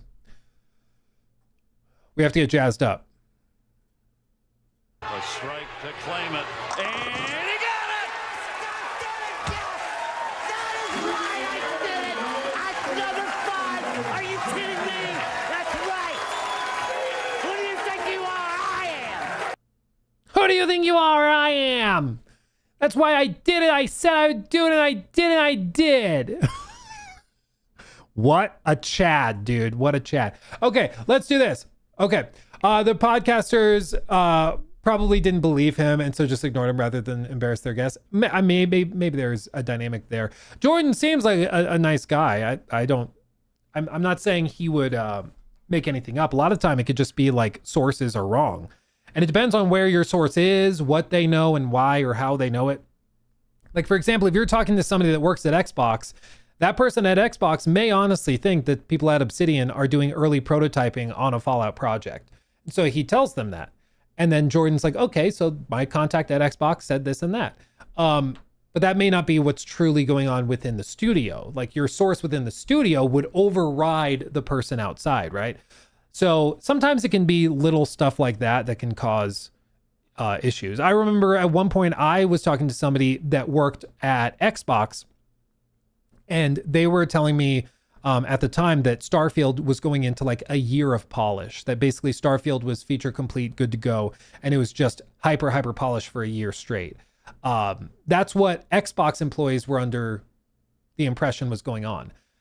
Internally at Bethesda, though, if you talk to people at Bethesda, they were like, no, we're not gold yet. No, we're not in final polish. We're still adding and changing stuff. So no. But I could see how maybe Xbox executives would be told, we're just polishing up. We're good to go. You know, so you can start to understand how one entity might hear something that isn't really true, but is kind of framed that way because it makes things better, you know. But anyway.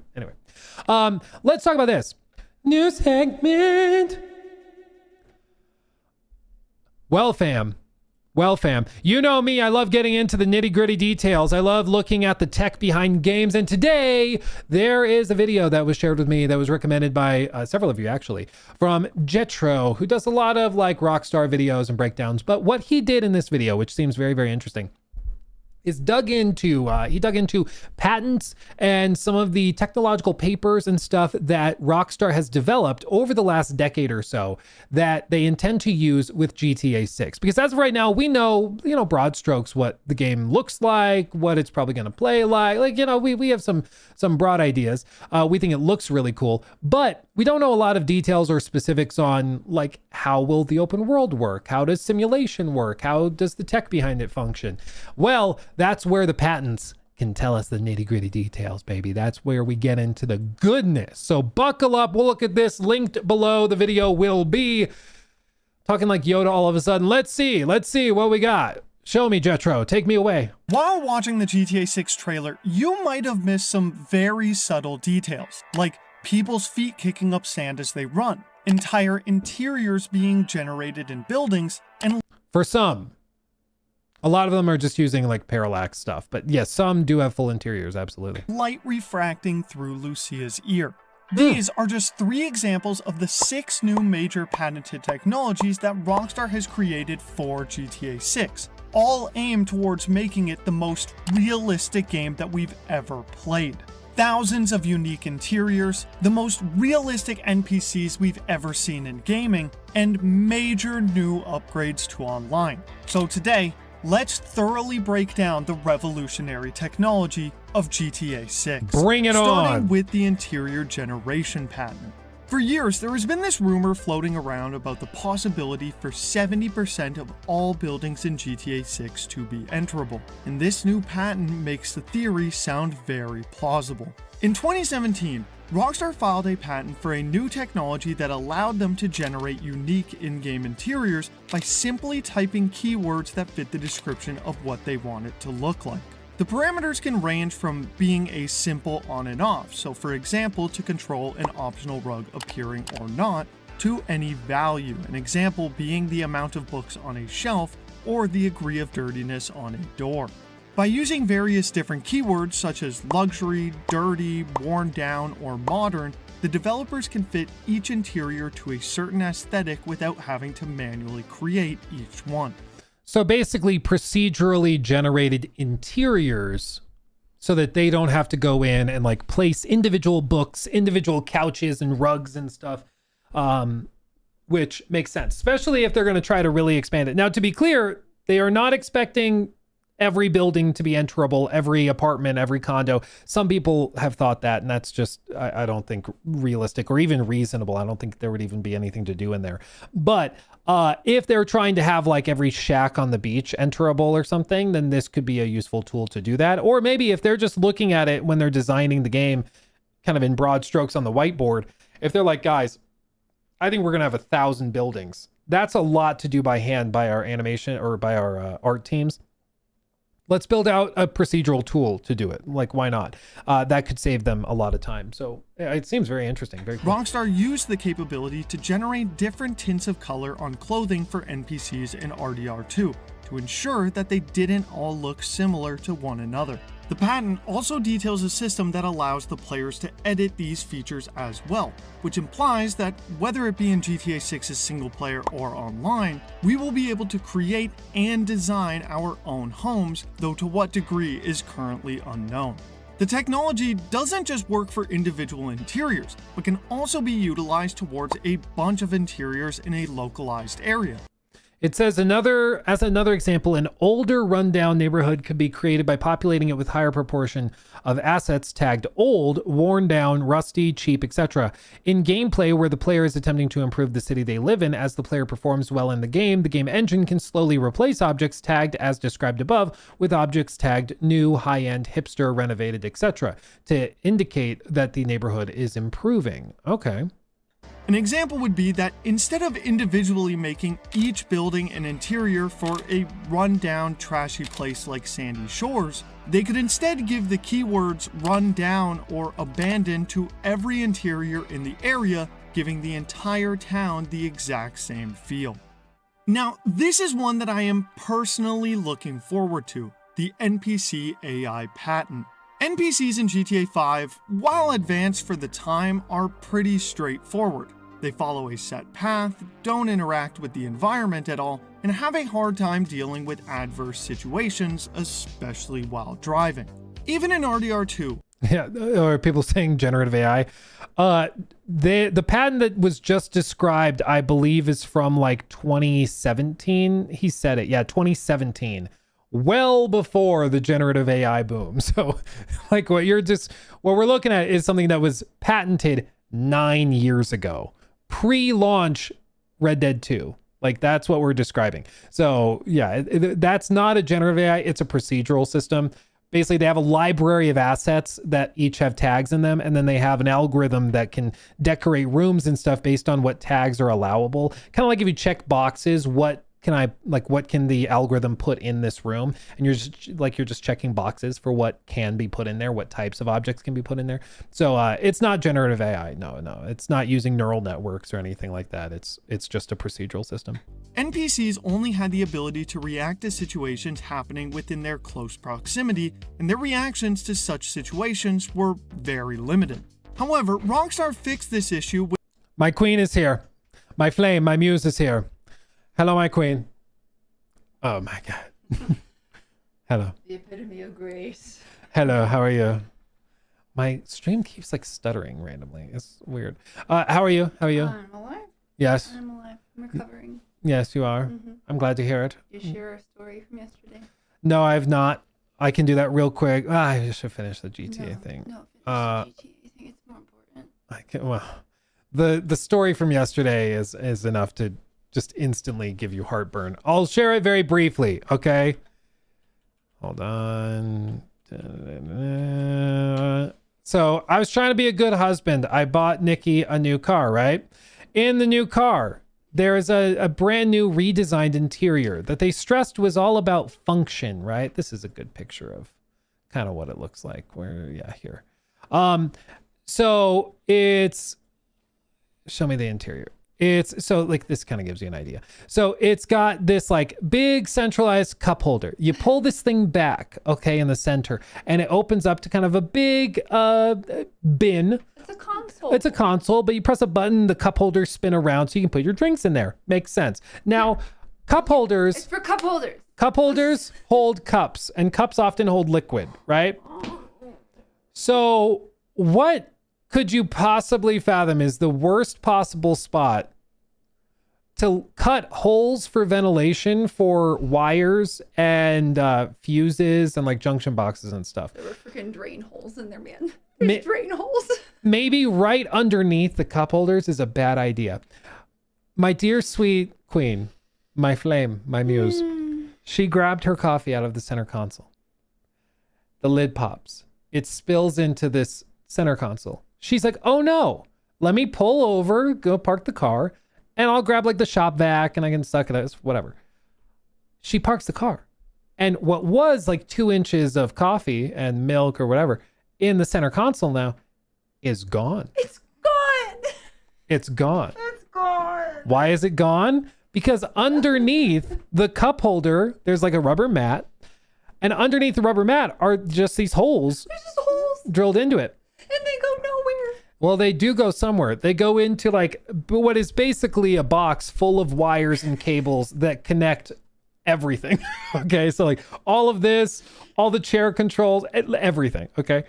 So Nikki obviously being like, where the hell did the coffee go? I'm pulling every drawer. I'm looking through everything. I'm checking the mats. I'm like, where's the coffee? Yeah. It's just gone. Naturally, a little bit of panic. So she calls the dealership.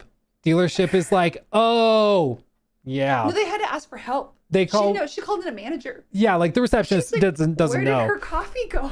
But the like actual manager of repair, the repair shop manager, whatever, he comes in, he's like, oh yeah, explains what's going on. Basically, the only way to get to that is to take apart the entire center console of the car. You have to take the whole thing out and off.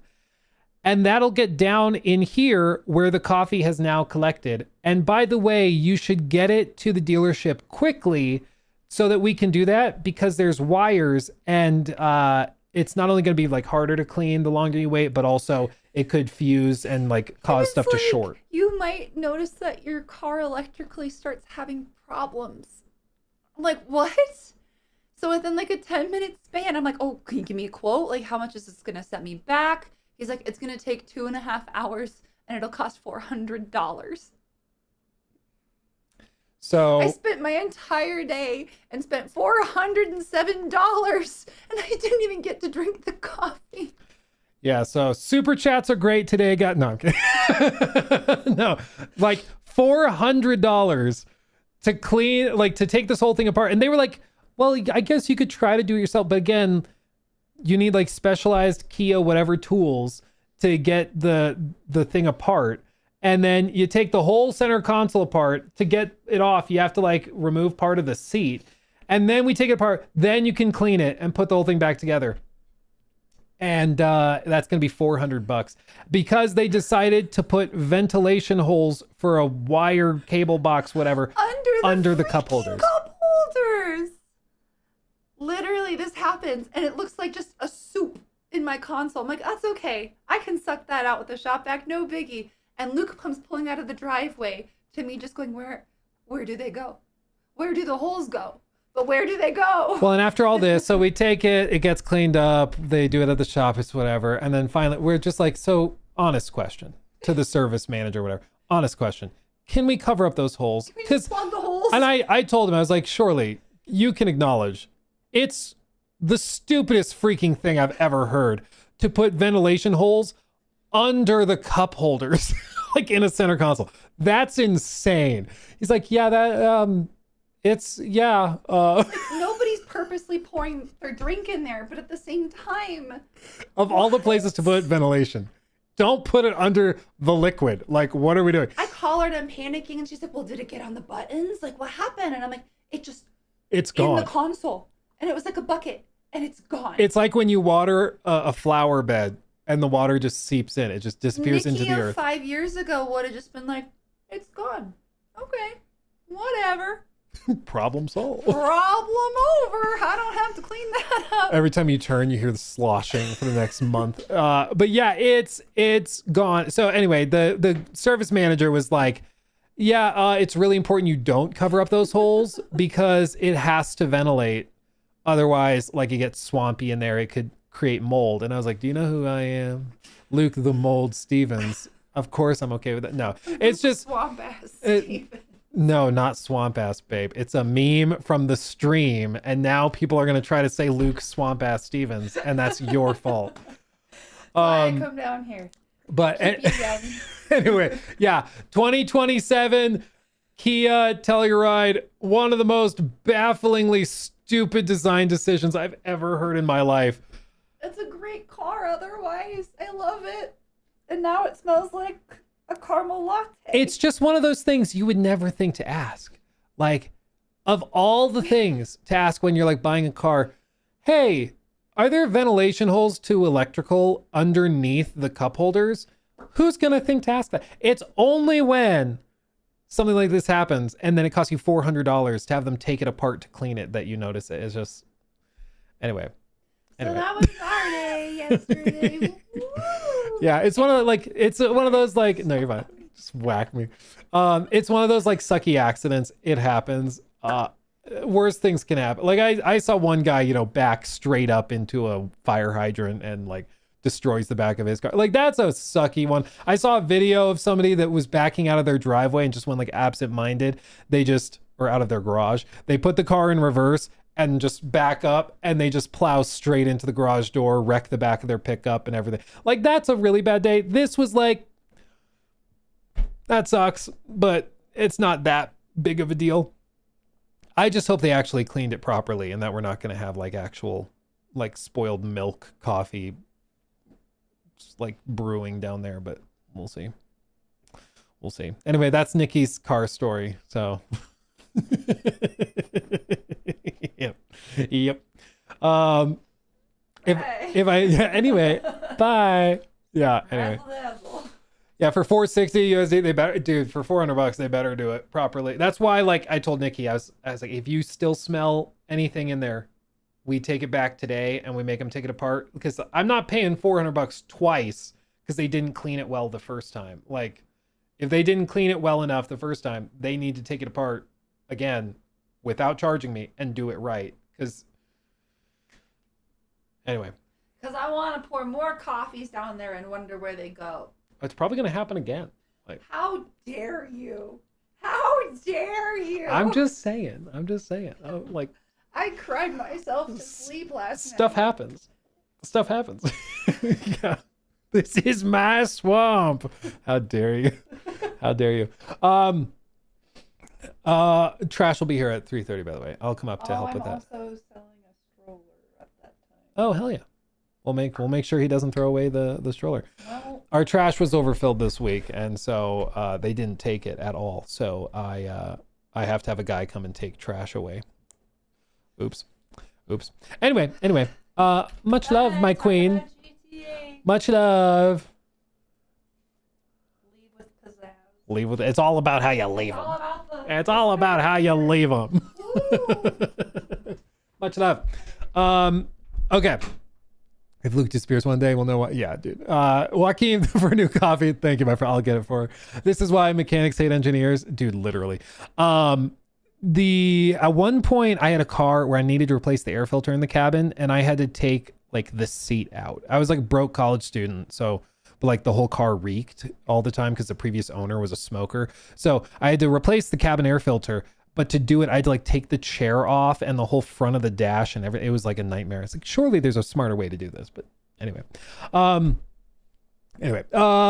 Let's see. Luke, we all know you bought that car to make up for buying Gustav's arm.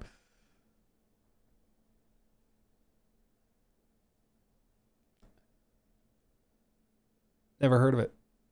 I don't know what that is. Never heard of it. T-Bone, thank you for the membership at Show Off Tier, by the way. Thank you, my friend. And then Sasha, thank you for that sub as well. Much love. And then Real Serious, were you not aware that Kia is not making physical cup holders anymore? They're digital only. Yeah, dude, it seems like it. It was unbelievable. I found out about it. She's like explaining it to me. And I was like, that like maybe I don't want to be a Karen, but bro, is it not like the most insane thing you've ever heard to put ventilating holes under the cup holders? So like if something spills in the cup holder, which it's gonna, it just pours into the den of wires. Like what are we doing? It's like actually baffling. But anyway, Luke brought it up to apologize for the swamp. Yeah, it's all connected. It's all connected. Okay, here we go. Okay, continuing. These can consider factors like traffic, as well as account for changing lanes when parking cars, anticipating a road exit, and weather conditions. The technology also allows for more NPC-controlled cars in a single area, making driving in places like Vice City more realistic with a denser population of cars on the road. I do honestly, because I thought about this it was actually this shot and the last shot that made me wonder. GTA is like known for like the high speed races when you're like weaving in and out of traffic. Just this shot, the streets seem busier than they are in most of GTA 5. Are they not? Like, I wonder if the city streets are actually like way denser. Even in this shot here, it looks like they're pretty packed with like actual traffic. How will that affect gameplay just moment to moment, you know? I also love the hashtag unbuckled bumper sticker. That's the most Florida thing I've ever seen. NPCs and vehicles can also plan accordingly in case there is any type of road blockage, and this also applies to cop cars as well. So gone are the days of swerving out of the way at the last minute in order to mess up the cops. But hey, if this better pathing gets NPCs to stop turning into me while I'm headed down the road at Mach 5, resulting in me deleting that NPC from existence, I'm all for it. Now, I do think actually there's going to be a lot of people that are like weirdly pissed about the driving not being so arcadey. Resulting in me specifically like NPC AI. Look how empty these streets are. I don't think Vice City is going to be anywhere near this empty. Like GTA 5 was, again, this was one thing that blew my mind when I saw it. GTA 5. It was like, it's such an old game that people played it. Hold on, can I find a bit of it? Like, it's such an old game. You can play it on a CRT TV. Like, and it works, dude. It works. Like, but as a result, like, we're talking about a very old game, like a pretty aged game running on the 360. So it was running on 2006 hardware, you know, like it's an old game, and I think a lot of people kind of forget that when they look at it, that a lot of those systems are pretty old, you know. But that's why I think it's going to be kind of a system shock when people boot into this new one, and it's like the city streets actually have a lot of traffic, and like it doesn't really work that way. NPC from existence, I'm all for it. Now we need to discuss arguably the most important technology that Rockstar could create when it comes to making a real... Can't you play anything on CRTV? What I mean is like CRT 4x3 TVs. So like the old aspect ratio pre-20... Was it 2009 or 2010 that like 16:9 became standard on TVs? I don't remember. But it was like designed and optimized for 4x3 even. Like it's pretty crazy. Realistic game world like GTA, the animation system patent.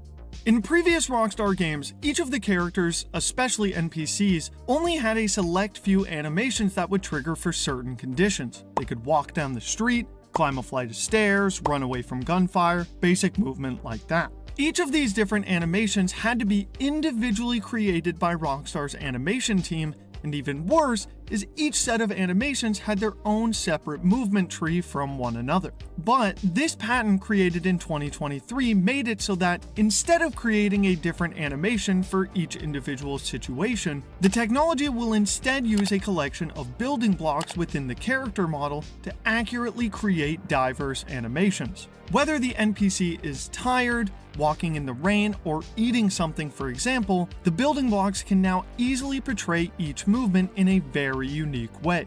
In fact, we've actually seen an example of this technology already in the 2022 leaks. Though I can't show it for obvious reasons, there is a clip of Jason crouching down while covering his face with his gun, and we could clearly see what keywords were used to give Jason this animation. Combat, crouch, left wide, long gun, under fire, and move. Another example. So it seems like since Red Dead 2, they've invested heavily in a lot more dynamic tools and dynamic systems. So characters and just everything can react more dynamically with much less overhead work for the team. You know, so instead of having to specifically build out animations for that, they can create this like really cool dynamic system. It sounds different than like animation blending, of course, which is what Unreal does, where they have like a library of animations.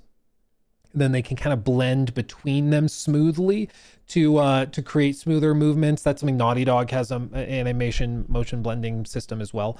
But this sounds like a much more dynamic system that's based around status, like states, rather, like individual states that they can set up based on situations, which kind of makes sense, right? Like somebody will be walking differently if they're under fire as opposed to if they're walking down Sunset Boulevard. You know, somebody will be maybe running differently if they're jogging down the sidewalk versus if it's really hot outside, or if it's raining, they might jog differently. So you could even have little things where like somebody is holding up their hand in front of their eyes if they're running towards the sunset as opposed to away from it. You know, you could do all sorts of dynamic stuff with it, which is really cool. From the leaks is when a cop is under fire from the protagonist and is constantly shifting his height to match the cover that he is standing behind, whether it be a car or a fence. You can probably guess from this technology that removing even one of these words would give you an entirely unique animation, though only to the degree of what that word was responding. Happy, drunk, beer can. Dude, same. For. It could be very likely that RDR2 used technology similar to this, but it will undoubtedly be the first instance we've seen of it in a GTA game. So to summarize this patent in a way that we can all imagine, is that this technology will make it so that each movement from every character, whether NPCs or our protagonist, will be unique in their own way depending on different factors of the scene. And mix these diverse animations with the interior generation patent that could be used on characters' clothing like we saw in RDR2, means that no two characters will ever be the exact same, adding a level of realism not seen in any other game. And while we're on the topic of character animations, Take-Two also acquired Zynga at the end of 2023, which is the company who owns the Euphoria and natural motion physics that we originally saw in GTA 4 and then again in RDR2. So now they have the rights to develop it as much as they want, meaning the movements will be even better than what we've already seen. And I want to give a quick shout out to TobyLobbin30 for the very detailed analysis of this technology over on Reddit.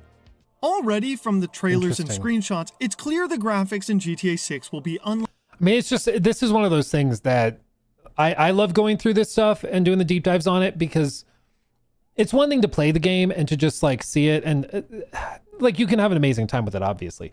But I find that once you understand what's happening under the hood, or at least you start to grasp it a little more, you gain an all new appreciation for it. Like it makes it way more enjoyable for me, at least, when I understand like how much is going on and how much has actually been tweaked and changed and dynamically generated, and how much is systemic versus hand done. Like it's just, I think it's way cooler when I can grasp how they've done it. You know, I love this stuff. Like anything we've seen in previous games. So why not discuss how they made it better with their new graphics rendering patent? While RDR2 was already ahead of its time in terms of graphics, scenery, and the overall ambient feeling of living in a 1910s old western, GTA 6 will be leaps and bounds more immersive based on what we've learned about this technology. And there are four main parts to this patent that we will explain individually: dynamic terrain system, ambient occlusion, global illumination, and material tinting. The dynamic terrain system is exactly what it sounds like: a dynamic terrain, meaning that elements of the map can be destroyed, changed, or altered based on specific interactions. Easiest way to describe it is actually by showing an example of it we've seen in the trailers. Okay. In the beach scene from trailer 1, you can not only see footprints from people walking in the sand, but slowed down, you can also notice that their feet are kicking up sand as they walk, and this is the dynamic terrain at work. There are a few other examples, like craters forming in the ground from explosions, vehicle tracks being left in the sand or mud, and trampled paths in the grass where animals have walked through. There's no shot this runs at 60. Saying it now. Just being real, just being honest. Okay, there's no shot. There's no shot. You notice how even in their official statements about the PS5 Pro, they're like, yeah, it'll run at a more stable frame rate. I'm like, okay, so 30, but it doesn't drop as much. Okay, like there's just no shot. I'm sorry. The ambient occlusion technology has to do with how light and shading reacts within rooms, buildings, and all over the map in order to create realistic shadows, contrast, and depth perception. With darkened corners, natural light leaking from shadows, and objects casting soft, realistic shadows, rooms in GTA 6 will feel way more atmospheric. Examples might be something like an abandoned warehouse that could have broken beams with shafts of light shadowing in certain areas to show how run down it is. Global illumination, on the other hand, is a rendering technique that models how light is bounced off of one surface onto another to give a more realistic lighting without needing full ray tracing.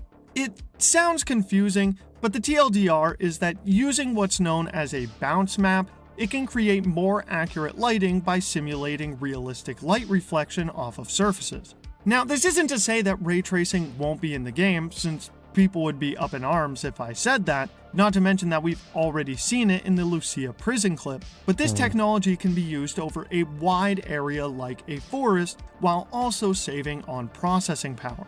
Yeah, and Digital Foundry has talked about this. Usually they're blending techniques. So like Cyberpunk 2077 with path tracing overhauls everything to like path trace everything. But that requires like a giga computer. That takes like a 5090. You're still using DLSS, frame generation, ray reconstruction. Like you're doing all sorts. Every bell and whistle is cranked to get that running at a playable frame rate. And even then, sometimes it struggles to maintain a playable frame rate. Not that practical, right? So you're not going to be running like path tracing on everything. You're going to take different techniques and mix and match. So sometimes you'll use screen space. Sometimes you're going to be doing ray traced reflections. Sometimes you'll use cube map for the reflections. It just kind of depends. Sometimes you'll blend between all of them based on the distance from the camera, the object or item is. Same with generalized lighting. Sometimes you're going to be doing, bounce maps. Sometimes you're going to be actually like ray tracing neon lights or reflection. Like there's all sorts of stuff you can do, but usually it's mixing and matching different techniques together, and it's how you do that that makes the coherent image, you know? And material tinting is a system that can dynamically change the appearance of objects, whether it be color, the wetness, reflectiveness, etc. This is a more upgraded version of what we talked about with interior generation usage in RDR2 with the different colored clothes. But now this could be used for vehicles as well, to have mud cover the car and then have rain clean it off in a very realistic way. Everything that we've talked about so far is the technology that is referring to GTA 6 overall, but let's quickly talk about something that a lot of people will be hyped to hear if they love online: the session management patent. Okay. Managing the amount of players in an online lobby has always been a challenge for developers. It's simple math. More players equals more processing power, which equals more problems. When it comes to GTA Online and a lot of other games, there's usually two ways of managing more players while maximizing the processing power. A, lowering the player count, or B, lowering the detail and graphics of the map. GTA Online has seen both of these fixes in the past. On the PS3 and 360, they could only allow 16 people in a session on top of deleting a lot of details from the world. Dude, it's crazy to think that when this, like, again, it's been around for so long. It's crazy. I'm sorry. When they got to the Xbox One and PS4, they were able to increase the player count to 32, but they still had to dumb down the graphics quite a bit.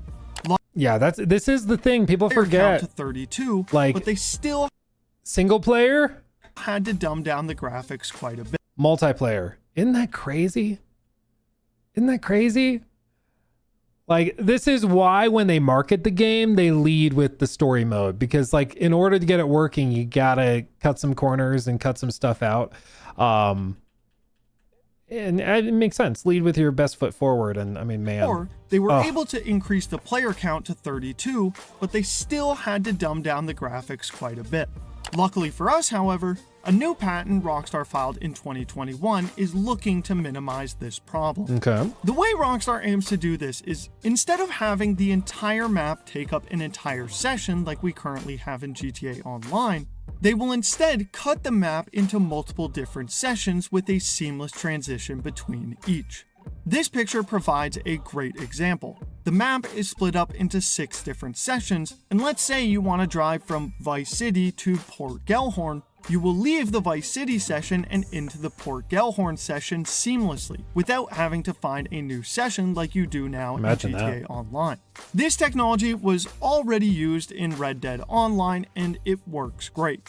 The only problem with this is that it confirms that peer-to-peer connection will be returning, which could pose another major modding problem with the PC version. Modding, and then it also turns into like a living nightmare for hacking and trying to do community events and everything. It's a nightmare to get that stuff working. However, Rockstar might have a fix for that as well. Oh. If you've ever played GTA Online on PC before, you know that there has always been a modding problem. While Rockstar did implement BattlEye at the end of 2024, it was a little too late after over a decade of players having experiences ruined by modders. And although people... Dude, my favorite... Okay, it's not my favorite. It was kind of miserable. One time we were streaming and played Red Dead Online, and a player came up to me and was being very nice. He gave me like a massive legendary crocodile thing, not crocodile, alligator, and spawned it like right in front of me. And I thought maybe I'd just been distracted. He took it like somehow off his horse, or I was like, what is happening? And then he started dropping some more stuff in front of me. I was like, he's giving me a lot of free stuff. This is crazy. And this is back when we started streaming. Like, I think I had 15 viewers or something, right? Bro, somebody in chat, a saint, let me know that, do not pick up anything he's giving you. He's spawning it with like commands through his mod agent, whatever. But these guys do that to try and get new players to be banned, because the server identifies items that they shouldn't have and then bans the account because it thinks that they're hacking. So the hacker goes in knowing they're going to lose their account, but they just spawn all this stuff. And then the way that they grief players is by getting them to take free items that look really good. And then the actual player gets banned because of that. Which just I mean, that's just evil. Like, that's just nasty. But that's the kind of thing that's been very, very common in Red Dead Online, and then also even GTA Online for years and years and years and years. It just kind of sucks. So that's been my main concern for online, is that they got to figure out the security, because it's just a nightmare. I mean, I have played GTA Online with my like college buddies. We play it semi-regularly. Maybe every like 6 months we'll play for a little while. It's fun, do some races or something, but we only do private servers. You just don't bother with public stuff. It's just a nightmare. People will still be worried about hearing that GTA 6 Online is peer-to-peer, which can give modders access to your IP address. With a new patent filed in late 2019, Rockstar plans to end modding in GTA 6 by taking a few promising measures, all detailed in what is known as the anti-cheat patent. In past games, Rockstar would combat people being able to mod certain values like money or health by encrypting the variable files so modders couldn't easily find them. But this was a tricky system for Rockstar, since they needed to encrypt every single file so the files wouldn't be highlighted for modders. However, once modders did eventually find the file, they would decrypt it and add it to their mod menus, forcing Rockstar into having to go in and re-encrypt it and change its location manually. But Rockstar's new... I mean, yeah, that was an exact example. Never let modders drop money on you.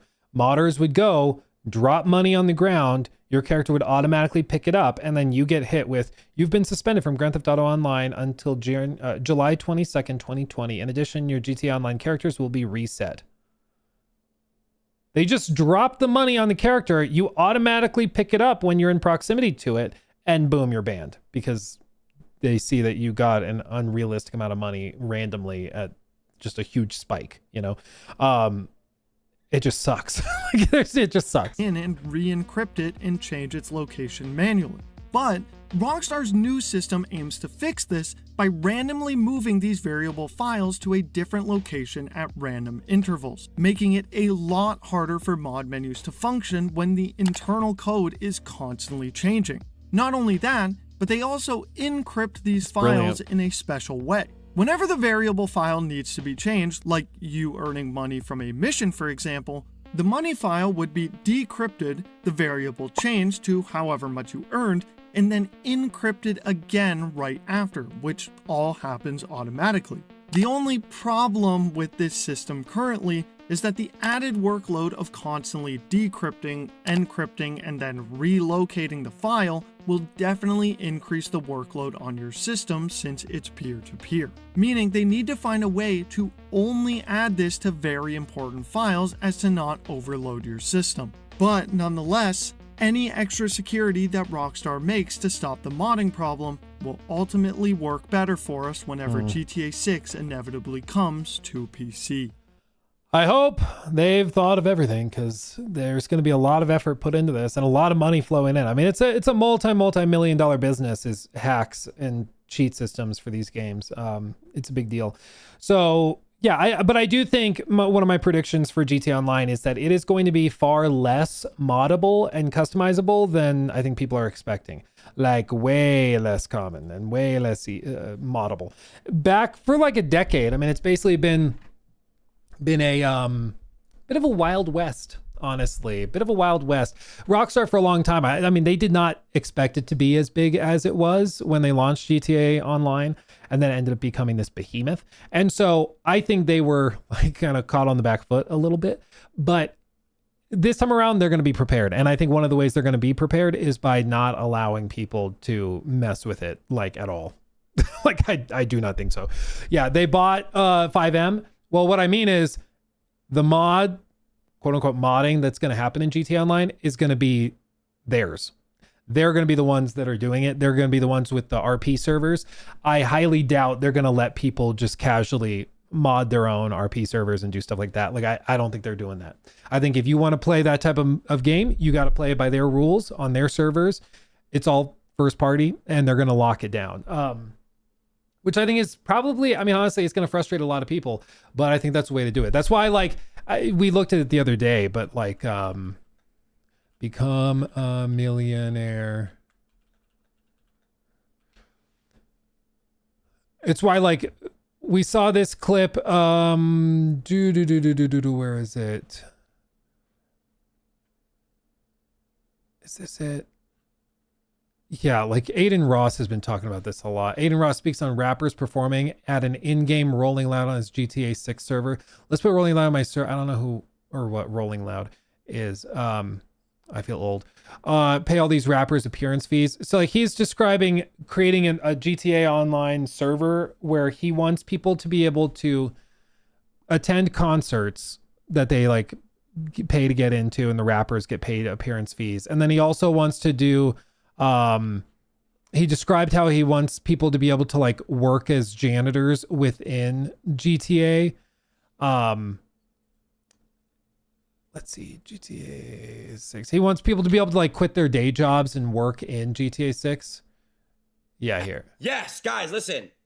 My GTA server, you guys can quit your jobs in real life and work in my server. You could be a janitor, you could be a babysitter, you could be a Bitcoin, you know, you guys are going to really make money in my world.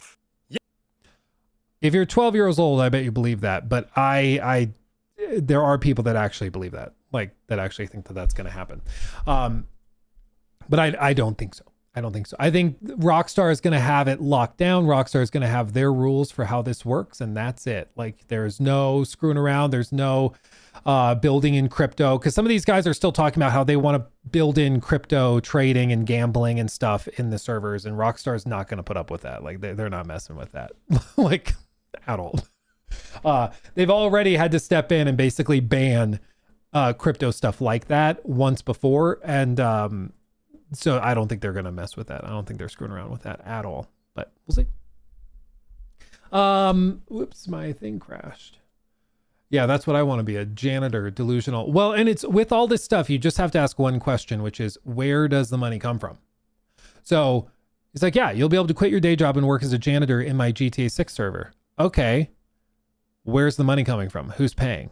Well, we'll make money on the server by doing stuff. Okay, well, where does the money come from? Into the server to pay that out. Advertisers, maybe. Okay, maybe. And like that could work if you have just, stake.com is just pouring millions into the server to fund it. Like, yeah, then it's just a giveaway basically. It's not impossible, but that could work. But the money's got to come from somewhere. Like people who are just saying, yeah, so you'll be able to buy an apartment in my GTA 6 server and then sell it to someone else for more, and then you'll take that money and you can like reinvest it in the world. And so it's just like somebody has to be the first dumbass to pay $5 million for a penthouse in the game. Like somebody has to be the first one to get that ball rolling, to pour money into it, and they are losing money. Like there's just, this is the same exact thing that happened with NFTs when people are like, yeah, it's just going to be magical because you'll play this game and make tons of money. Let's see. Can I find the original? Like I remember talks about this where they were describing like how you would play an NFT game and you would be on an extraction and then you get out with an item that's worth $100,000 and it would be so exciting and so amazing. But it's like, guys, that only works if you have somebody willing to pay $100,000 for that NFT. Same with all of this. Like it only works if you have somebody willing to spend that money and effectively lose it. And that doesn't work when your entire server is populated by like high schoolers that don't have money. Like doesn't work. Sounds cool, but that's about the extent of it. So if Luke disappears one day, we know why. Oh yeah, I did read that one. Brian, thank you for that 5. As someone in the auto industry, I would highly recommend not buying a new car of any brand. It's all insane. It was one of those moments where I usually am in like, I like the techie stuff. I like the new stuff. And the car has been great, but it was one of those moments where I was like, someone signed off on it. Like many people signed off. It's insane that they would think that was smart. But anyway, real serious thing for that one. It's giving, I heard from my uncle in Rockstar that this game will let you go to a separate planet energy. Yeah, literally. It's just, well, and the way that I'm like hyper analyzing now, but the body language suggested to me that it was like this vibe of, yeah, you'll be able to make money and quit your day jobs in my server and you'll be like a millionaire. You can buy real estate. So it's going to be pretty cool. Like that was the vibe. And it's just immediately, I think most people can see through that and be like, I'm not taking this seriously, but yeah, some people believe it. Please keep your expectations sane. Well, and I think a lot of those guys that are expecting like crypto to be integrated and are expecting all that, like they're going to be sorely disappointed. But yeah, I just think they have ridiculous, I don't even know if it counts as expectations, but just ridiculous demands maybe, or delusions. So anyway, cup holders, not liquid, dude, for real. Hold cup holders, hold. Anyway, much love, everybody. I'm gonna call it there. I've got to go prep. Like I said, I gotta prep the trash for the trash man coming. So I gotta go prep that. It's gonna be super fun. In the meantime, I will be back. Probably, honestly, I do expect there to be a lot of news tomorrow because I think tomorrow is when the layoffs are going to hit. So we probably will be back tomorrow talking about some sad news. So buckle up for that. In the meantime, go watch the video I did on the main channel about Blood Message. And I also posted one yesterday as well. Double video day, as you can see. This one, PlayStation just changed the industry forever, and also Blood Message as well. So go watch both of those videos. Show them some love, okay? Much love. I appreciate you guys. Until next time. Yeah, Luke the Swamp Stevens. No, Swamp Ass Stevens. Much love. I'll see you in the next one. Hugs and kisses. Bye-bye. Mwah!